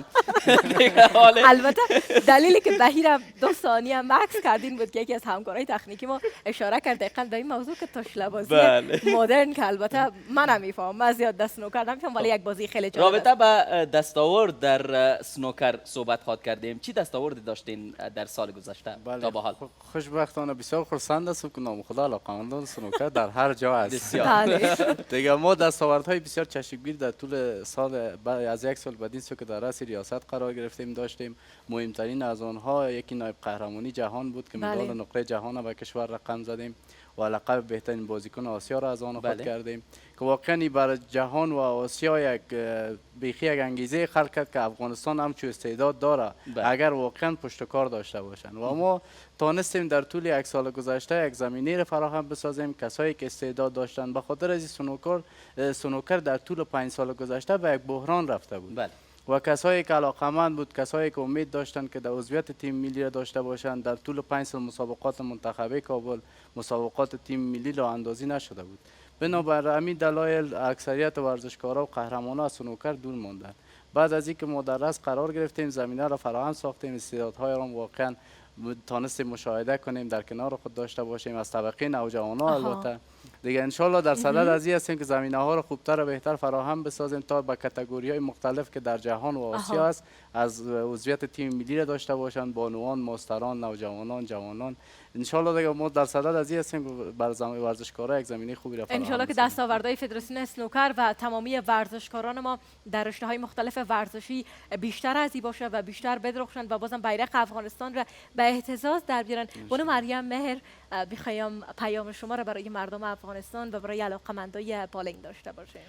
در نخست ما میخوایم بگویم که فدراسیون بالینگ افغانستان بعد از این مسابقات زون شمال دارن و کسایی که علاقه‌مند بازی بالینگ هستند و میخواین در مسابقات اشتراک کنند باید آمادگی خود بگیرن و خود ثبت نام کنن. ثبت نام جریان داره و میخوایم بگویم به تمام خواهرای که در افغانستان هستند در پالی هر رشته‌ای که دارن، چی درس میخوانن، هر وظیفه‌ای که دارن، یک سپورت انتخاب کنن به خاطر تندرستی، چون عقل سلیم در بدن سالم است. بله، دوستایی که در زون شمال هستن منتظر باشن تا اینکه شما مسابقات زون شمال فدراسیون بالینگ را میتونین در ولایت بلخ شهر مزار شریف تا 1 ماه دیگر برین و کسایی که علاقه‌مند ثبت نام بکنن و حداقل بتونن که عضویت تیم ملی را کسب بکنن. و همچنان بسیار میبخشین و همچنان زون غرب ولایت آمادگی بگیرن، آمادگی باشن، آماده برای مسابقات باشن. بله، سونیا سلطانی، آخرین گفتنی خودت.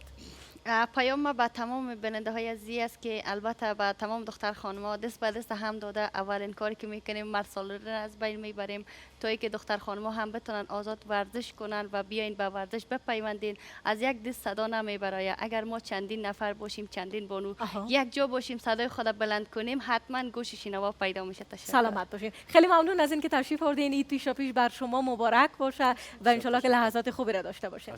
سپاس از اینکه تا این لحظه بیننده ویژه برنامه ایدانی ما هستین. بله، یو ډیر درون ملما څوک چې د سینما په برخه کې ډیر زیات هڅې کړي او ځان یې یو حد ته د افغانستان سینما ته رسولی. واقعا فلمونه یې چې ما لیدلي دي، موږ دا فکر نه کوو چې داسې فلمونه به وګورو په افغانستان کې او بیا په افغاني سینما کې.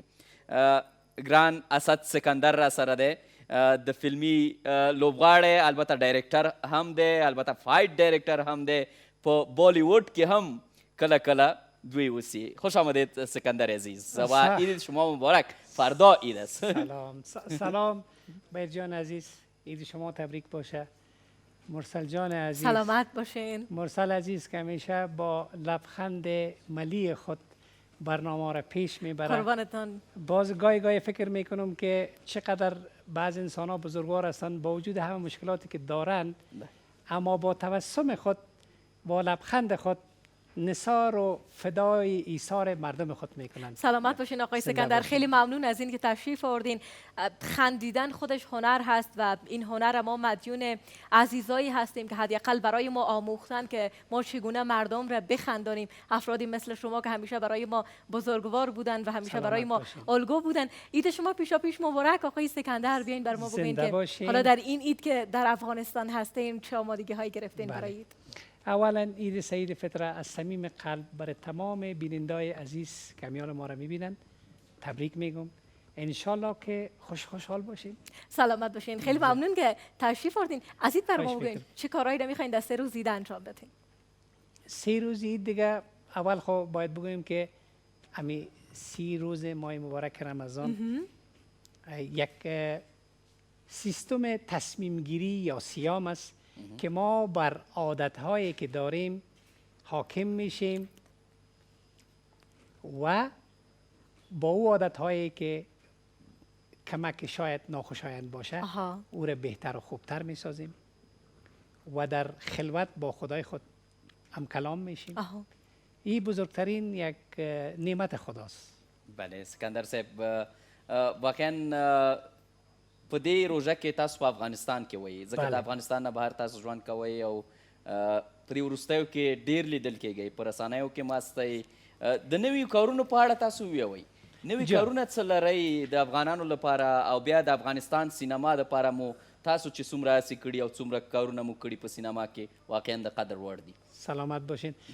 ما یک سریال تقریبا 28 قسمته دارم که به نام به امید فرداست.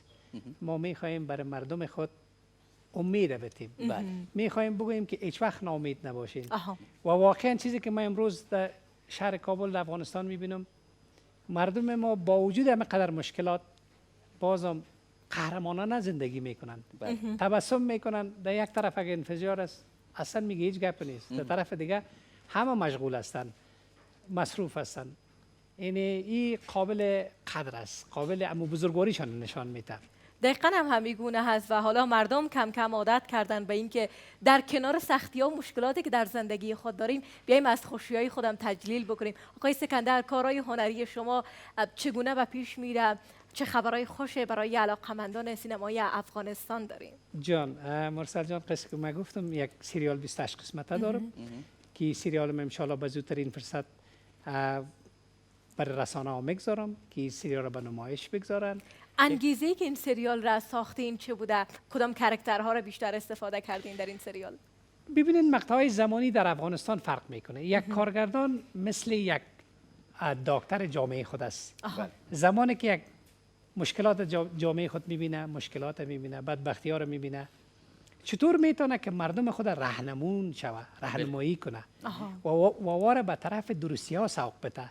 خب همین مقطع زمانی ما و شما که سعی میکنیم امی فرهنگ ما و شما، اصل فرهنگ ما و شما را مردم از یادشان رفته. پس ما باید برایشان بگوییم که ما افغان ها اینی خوبی ها را داریم. درست است. خب ډېرې خبرې به د سکندر صاحب سره ولرو، که څه هم زمونږ خبرې ډېرې زیاتې دي، اختریزې خبرې هم ډېرې زیاتې دي. فکر کومه چې دا وخت د موسیقۍ ته ورکو. سکندر صاحب را سره دی. اوس به مهدی فاروق نه یوه ښکلې په زړه پورې سندره واورو. چطور سکندر صاحب با موسیقی هم خودت؟ بیاین که موسیقی بشنویم فضا بهتر و خوبتر شود. یعنی موسیقی رو هم دوست دارین؟ موسیقی افغانی رو؟ موسیقی خب کاملا دوست داره، بدون موسیقی زندگی نمیشه. حالا در کنار موسیقی از مهدی فاروق خوشتان میآید یا نه؟ مهدی فاروق جان خو هم دوست بسیار عزیزم است. در یک محفل یک قدری مقبول خواند که من خود هیچ گرفته ندارم، شانه‌هایم در حرکت آمد. از مهدی فاروق می‌خوایم که حالا برای آقای سکندر که از دوستایشون هم هست و از جمله میشه گفت که از کسایی هستن که بیشتر تعریفشون را کردن حالا در برنامه هم، بیاین برای آقای سکندر هم یک زمزمه مقبول داشته باشن و بر بینندهایی که علاقمند مهدی فاروق هستن ولی منتظر هستن که مهدی فاروق بازم یک اجرای کاملا زنده داشته باشن.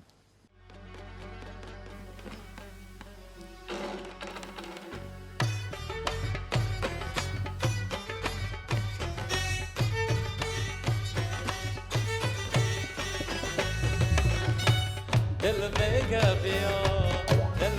بیا برقص با میدان ای لال بدخشان ای دختر شغنان ای لال بدخشان ای ماه شبستان دل میگه بیا برقص با میدان ای لال بدخشان ای ماه شبستان ای لال بدخشان ای ماه شبستان.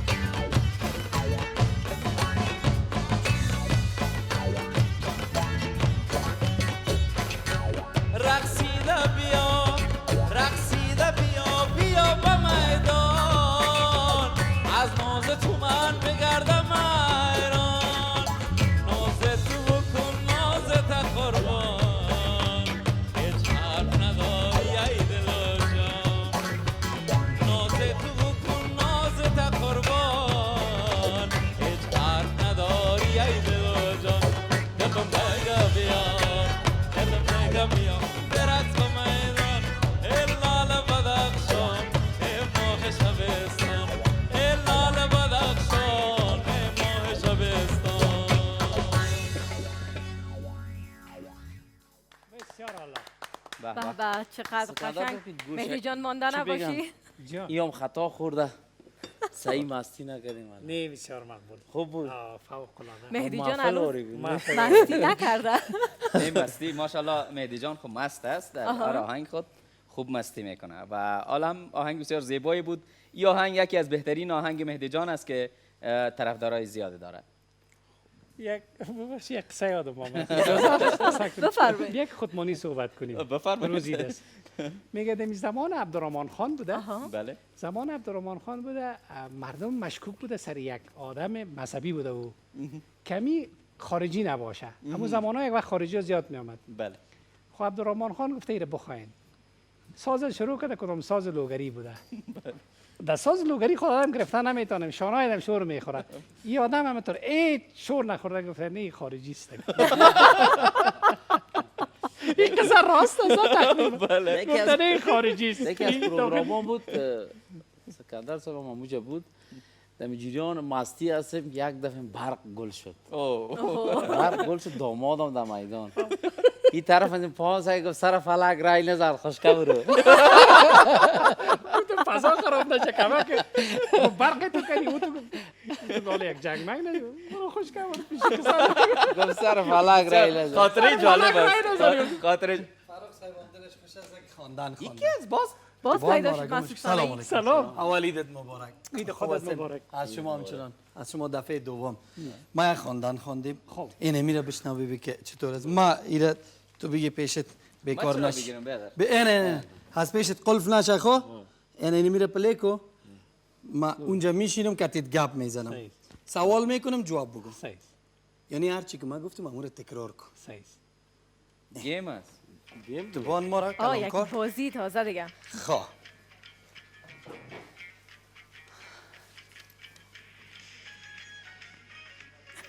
ما سایکو مرا سایل داره دیگه. خواه نه او مست شد. چک سلواکیا تنها ساز بشنوم. چک سلواکیا نگو تو را تکرار کن. چک سلواکیا و علیکم بسلام. چک سلواکیا چی؟ چبلق روزی دسا. تشناب ها؟ خب تشناب خواندنا خوب است. بیر جان؟ بیر بله. اسد از کی؟ از کیست؟ مالا نمیفهم. تراکتور ترنگم چطور است؟ نزدیک است. خواه چی؟ بود ماچ بودم. خواه اید آره یک ماچ خو کردی چی؟ اید کیست؟ اید والا نمیفهم چی وی میگی. رمضان روزه رمضان بازی تو روزه بیخوری حتما. رمضان شکر خوب هستم. قول فایل تبتی بگی در تو بگی. بگی کارش صحیح تاک از گوش بکش که مشنا کارش درست جواب داد. مهدی جان تاک داره؟ نه نداره. تاک بکش پخش کو. خواه دگروال رنگمال نزدیک است. جکوزی چوکی جکوزی سرک دولمان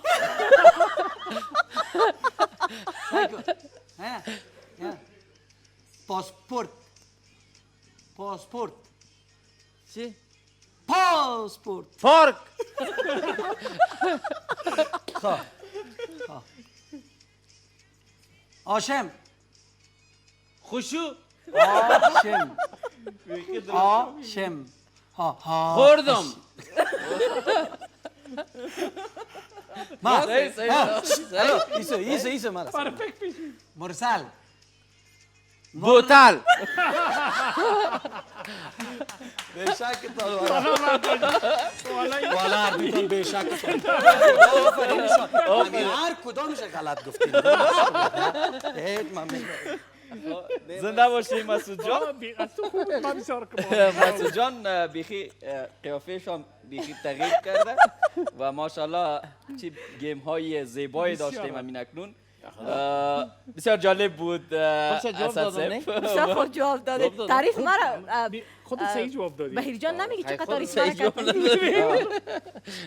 حال تعریف شما. بهیری جان تعریف مرا بسیار خوب کرد. تعریف کردم. جان خوب تعریف کردی. بوتل. مسعود فنایی برای خودت گفت مرسل، خودت گفتی بوتل. اما آخر فهمیدیم لام داره. از مسعود فنایی هم تشکر که امشب همراه ما هست و بازی خیلی قشنگ را همراه مهمانای ما اجرا میکنه تا اینکه برنامه بازم جذاب باشه و دوستایی که علاقه‌مند هستن بتونن از این بازی ها دیگه هم لذت ببرن. مهدی جان فراخ بازم با ما هست، اجرای خیلی قشنگ و زیبا و اجرای زنده بازم در ویژه برنامه ایدانه می داشته باشه برای ما. ډیر زیاته مننه کو قدرمن دوستانو. تشکر سکندر صاحب عزیزی که آمدین. واقعا با شما لحظات بسیار زود گذشت و بسیار زیبا بود با شما. تشکر. مهدی جان با ما هست. خیلی ممنون آقای سکندر عزیز که برای ما وقت دادین، مهمان ما در این ویژه برنامه شدین. ان شاءالله که دستاوردهای خوبتر و بهتر پس از این داشته باشین و عیدتان پیشاپیش مبارک. بله، ساعت 11:50 به وقت کابل افغانستان هست و شما هم بیننده ویژه برنامه ایدانه کاملا به طور زنده از طریق تلویزیون جهانی آریانا هستین. در کنار اینکه تلویزیون جهانی آریانا همیشه برنامه‌های قشنگ برای علاقه‌مندای خود تقدیم کرده، آریانا نیوز برنامه‌های جذاب برای افرادی که دوست دارن بیشتر از اطلاعات آگاهی داشته باشن، مخصوصا از خبرها و رویدادهای تازه‌ای که اتفاق میفته. ما در کنار این دو مرجع باید بگویم که آریانا اف ام همچنان داشتیم که همیشه دستاوردهای بسیار خوب داشته، کارکردهای بسیار خوب داشته و همیشه برای مردم افغانستان بعضی از صداها از این خانواده خیلی ها آشنا است.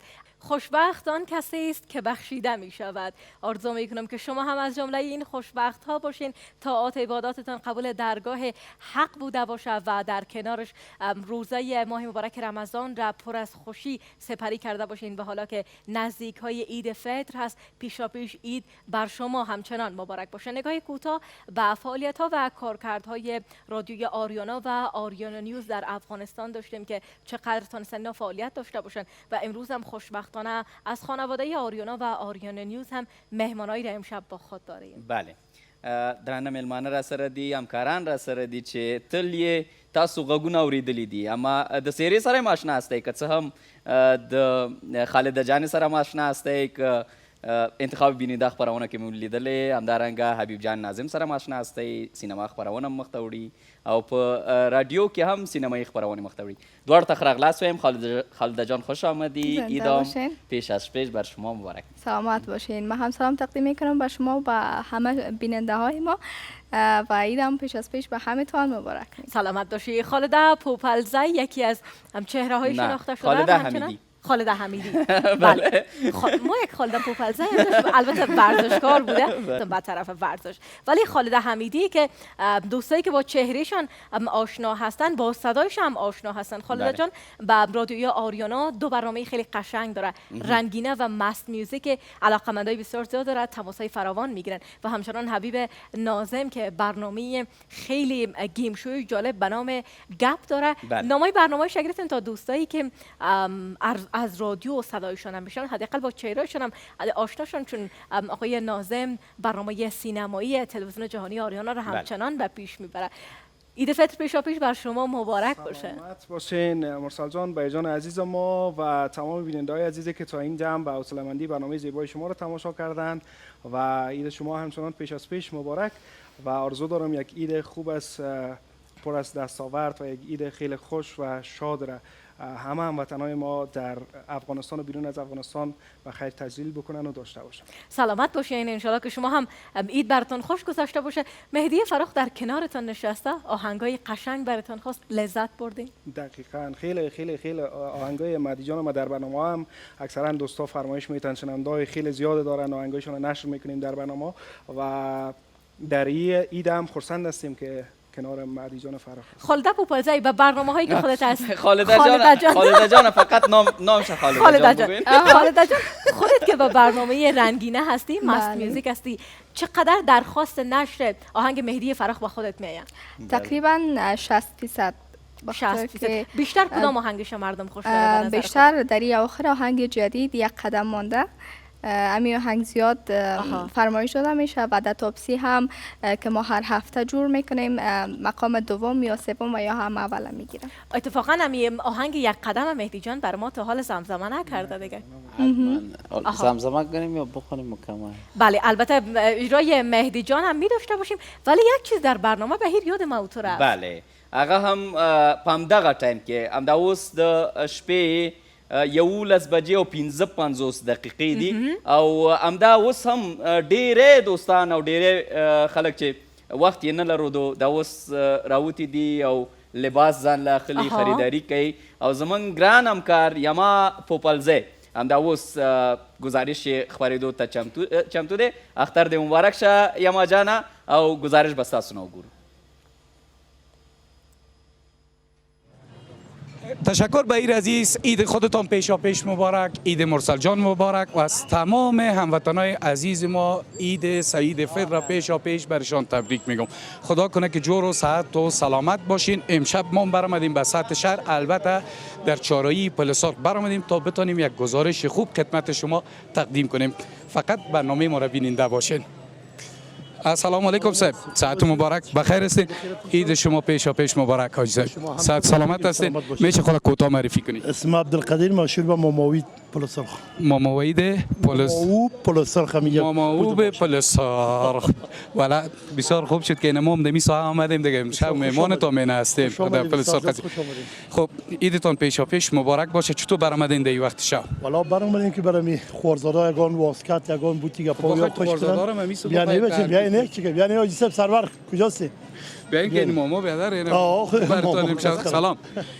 عید خودتون پیشا پیش مبارک باشه. صحت سلامت است؟ وسط تلویزیون وسط مردمان کابل افغانستان که میبینه عیدشان پیش از پیش تبریک باشه. قربان سرت از خودتون همچنان تبریک باشه. خب برآمدی برشان لباس حتما بر خیاط دادی میگیری؟ والا صاحب لباسای خود که یگان واسکت و بوتیگا پایا خوش میکنن دیگه برشان میگیریم. بله خب امی من یک چیز نفهمیدم، میگن که در شب عید دو گپ است، یا ای که قیمت ها بسیار پایین میه یا بالا میره. کدامش خودت فکر میکنی؟ واقعا است که پایان به این میایه کمی چیزایی که جور شد، مثلا من میوه خشک برای من تجربه شد دیدم. اگر دین رو 600 بادام بودم رو 400 شد، به خاطر که چونی میمونه به او خود مجبور هستن که خلاص کنه سودا کنه. خب هموطنان عزیز بسیار یک سیستم خوب است. من همیشه سیوم یا چهارم نهایتش تا دوم رمضان. بله. در دوم یا 11 رمضان میرفتم سودا میگرفتم. بله. از این بعد یاد گرفتم که باید شب عید برام. بسیار کار خوبه. من گفتم یه دفعه باز نگو این کالو مجبور است میخره. نه سر خریدن خوب یاد از سر ما شما مگه مجبور است که این وقت‌ها حالا مگه آدم بگیره، کسایی که نگرفتن میتونه که استفاده خوبی کنن و هم ارزان بشن. قربان شما مامایی. زنده باشین، بخیر باشین. عید خوش براتون میخوایم. بیایید که ما خودتون رشاد جان بریم. تو بیاد که یک بچه‌ک اینجا میبینم. سلام. سلام. چی حال داری؟ عیدت مبارک پیشا پیش. بله خوب هستم. خوب هستی؟ عیدت مبارک. تشکر. خب کجا برآمدی خودت؟ من برای سودا خریدن آمدم. سودای چی؟ لباس میخری برات؟ بوت میخری یا یک سودای خانه؟ سودای خانه. کی آمدی؟ کت بیادر. کجاست بیادر؟ بیادر. خب بیادر دیگه میای از پسر تنها نرو، هرچی که خدای نخواسته راه را گم نکنی. نه نمیکنم. برای همسن سالت چی گفتنی داری؟ برشان عید خوش نصیب میکنه، خدا کنه خوششن. سلامت باشی قربانت. تشکر، بخیر باشی. بیاین میریم. هموطنان عزیز، چون شب عید است نام خدا هم جمع و جوشم زیاد است. همگی برآمدن به بازار به خاطر خریداری عید. حالا ایسته میریم پیش ببینیم که اینجا کس و قدر نیستک. بیاین که بریم در میوه خشک فروشی که اینجا چطور گپ است. السلام علیکم، وطندار مانده نباشی. جانتان جوره. صحتت خوب؟ بخیر؟ صحت سلامت؟ بخیر هستین؟ عیدت پیشا پیش مبارک. به شما مبارک باشه. سلامت باشی. چطور است کاربار؟ مگذار شکر است، خدا مهربان است. خب چای داریم؟ سلامت، تشکر. زنده باشی. چی داری میوه خوش؟ کاروبار چطور بود؟ شکر فضل خدا. بیا که بریم. 4 روز خوب بود. نه شکر خوب بود؟ شکر خوب بود. خودتی کشمش کلش وطنی است یا نه؟ خارجی هم؟ وطنی است. نه خارجی، در کشمش خارجی نداریم، وطنی است. کلش وطنی است. چهارمغز کیلو چند شده؟ چهارمغز کیلویش 800 است، اینیش 900 است. دیگه داریم 1000 1200 و چهارمغزای خوب شد. خوبترین چهارمغز کدام؟ خوب از کدام ولایت؟ از ولایت فرز است. فرز. شمالی. درست کدامش است؟ اونجا است. در کارتن است و بسیار بالا چهارمغز. خب به هر صورت جای آمدیم که میوه خشک کلن میوه افغانی است، از خود افغانستان است. به خوب چهارمغز اجازه باشه بیا زید از دیگه واقعا که خوب مزه‌دار است. نام تا نگفتیم؟ اسم من سلیم شاه است. سلیم شاه در اینجا پلسخ دکان است؟ پلسخ دکان است. خب سلیم شاه جان وقت خوش برات میخوایم، در کاربارت برکت باشه. شما امید خوش میخوایم. تشکر، زنده باشی، خدا نگهدار. ډیره زیاته مننه یما جانه، واقعا چې گزارش مو ډیر ښکلی و او همدا اوس هم ډیر زیات خلک راوتي وو او د سبا دپاره چې سبا له لومړۍ ورځ ده د اختر ځان له یې جامې اخیستلې او خریداري کوله. بله، تشکر از اینکه شما امشب هم بیننده ویژه برنامه عیدانه از طریق تلویزیون جهانی آریانا بودین و همچنان سپاسگزاری میکنیم از جاما دیزاین به خاطر لباس قشنگی که امشب برای ما تهیه کرده و شمایی که علاقه‌مند با لباس هایشان هستین میتونین که از طریق صفحه فیسبوک جاما دیزاین همین لحظه سرچ بکنین، لباسایی که علاقه‌مند هستین خریداری بکنین. و همچنان جا داره سپاسگزاری بکنم برای ماینگی از تلویزیون جهانی آریانا از همه بیننده هایی که شما امشب برنامه ما را تماشا کردین. همکارای بخش تکنیکی ما که امشب حالا نزدیکای ساعت 12 شب هست با ما همکاری کردن در این برنامه، همکارایی که در بخش موزیک با ما هستن خسته نباشین و دوستایی که در بخش موسیقی محلی با ما هستن، بهیر ناظرین، مهدی عزیز که هر چقدر ما ازش تشکری بکنیم خیلی ها کمتر هسته که برنامه ما را با حضور خود رنگین تر ساخت و همچنان گرداننده های عزیز و همکارای عزیزی که از تلویزیون جهانی آریانا و در کل از خانواده آریانا امشب با ما همراه بودن. آقا صاحب سعیدی که نامشان فراموش ما نشه که برنامه را امشب خیلی ها زیبا و قشنگ طراحی کردن. آقای دانش که همکاری خیلی قشنگ با ما داشتن در این برنامه و کوشش میکنن بهترین برنامه‌های عیدی را برای علاقه‌مندان و مخاطبین خاص تلویزیون جهانی آریانا داشته باشن. لحظات خیلی کم باقی مانده از برنامه امشب ما، وگرنه گفتنی های ما اگر تا صبح هم باشیم ختم نمیشه. بله، ډیره زیاته مننه کو خالده جان او حبیب جان، همدارنګه د مهدي جان نه چې واقعا دا شیبې داسې تېرې شوې چې هېڅ موږ پوه نه شو، که څه هم 12 بجو نه اوس وخت تېرېږي، وخت زموږ بیخي تمام دی. چی داریم؟ خب تشکر از همه همکارایی که با ما همراه البته همکاری کردن، دوستایی که در بخش تکنیک با ما هستن، در بخش کامرا هستن. ولی ختم برنامه را بازم با یک اجرای خیلی قشنگ از مهدی فراخ می داشته باشیم و تا حالا آهنگای خیلی قشنگ با ما داشت ولی امی شوخک فرخار دیگه تا حالا بر ما نخوانده. بله شوخک میخوانم براتون و تشکری از شما. سلامت باشین مهدی جان. مرا دعوت کردین، جهان سپاس. خیلی ممنون. شب شما هم بخیر، شب همه بیننده های نازنین و عزیز ما که تا این لحظه بیننده تلویزیون جهانی آریانا هست بخیر، هر کجایی که هستین خوشحال و سلامت باشین. عیدتان پیشا پیش مبارک باشه. برنامه های دیگر تلویزیون جهانی آریانا را در 3 روز عید فراموش نکنین. ویژه برنامه های عیدی را میتونین که تماشا بکنین. برای امشب خدا نگهدارتان دیگه و آهنگ شما و آهنگ زیبای مهدی فراخ.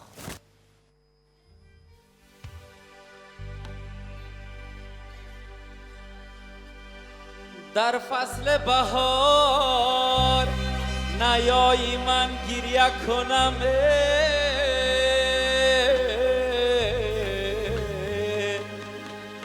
چو بلبلکان به یاد گل ناله کنم.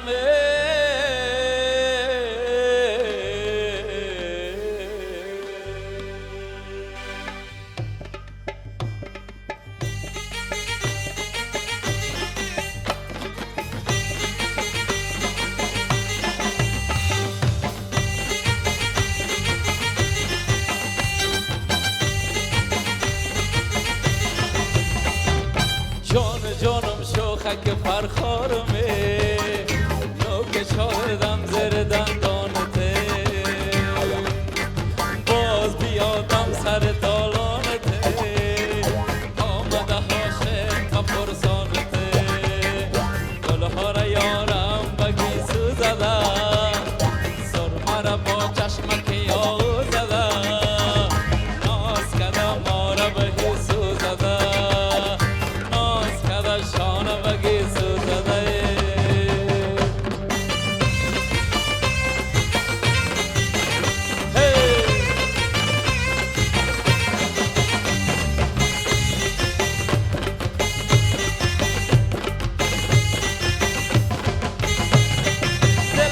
خوش روی بکن یک نظره دل شده عاشق نداری خبره دل شده عاشق نداری خبره دل بر خوش روی بکن یک نظره دل شده عاشق نداری خبره دل شده عاشق نداری خبره جان جانم شوخه که فرقانته رو که چاردم زیر دندانته باز بیادم سر دالانته آمده عاشق با پرسانته گلها را یارم بگی سوزده سرمه را با چشمک یاد زده ناز کده ما را بهی سوزده ناز کده شانه بگی سوزده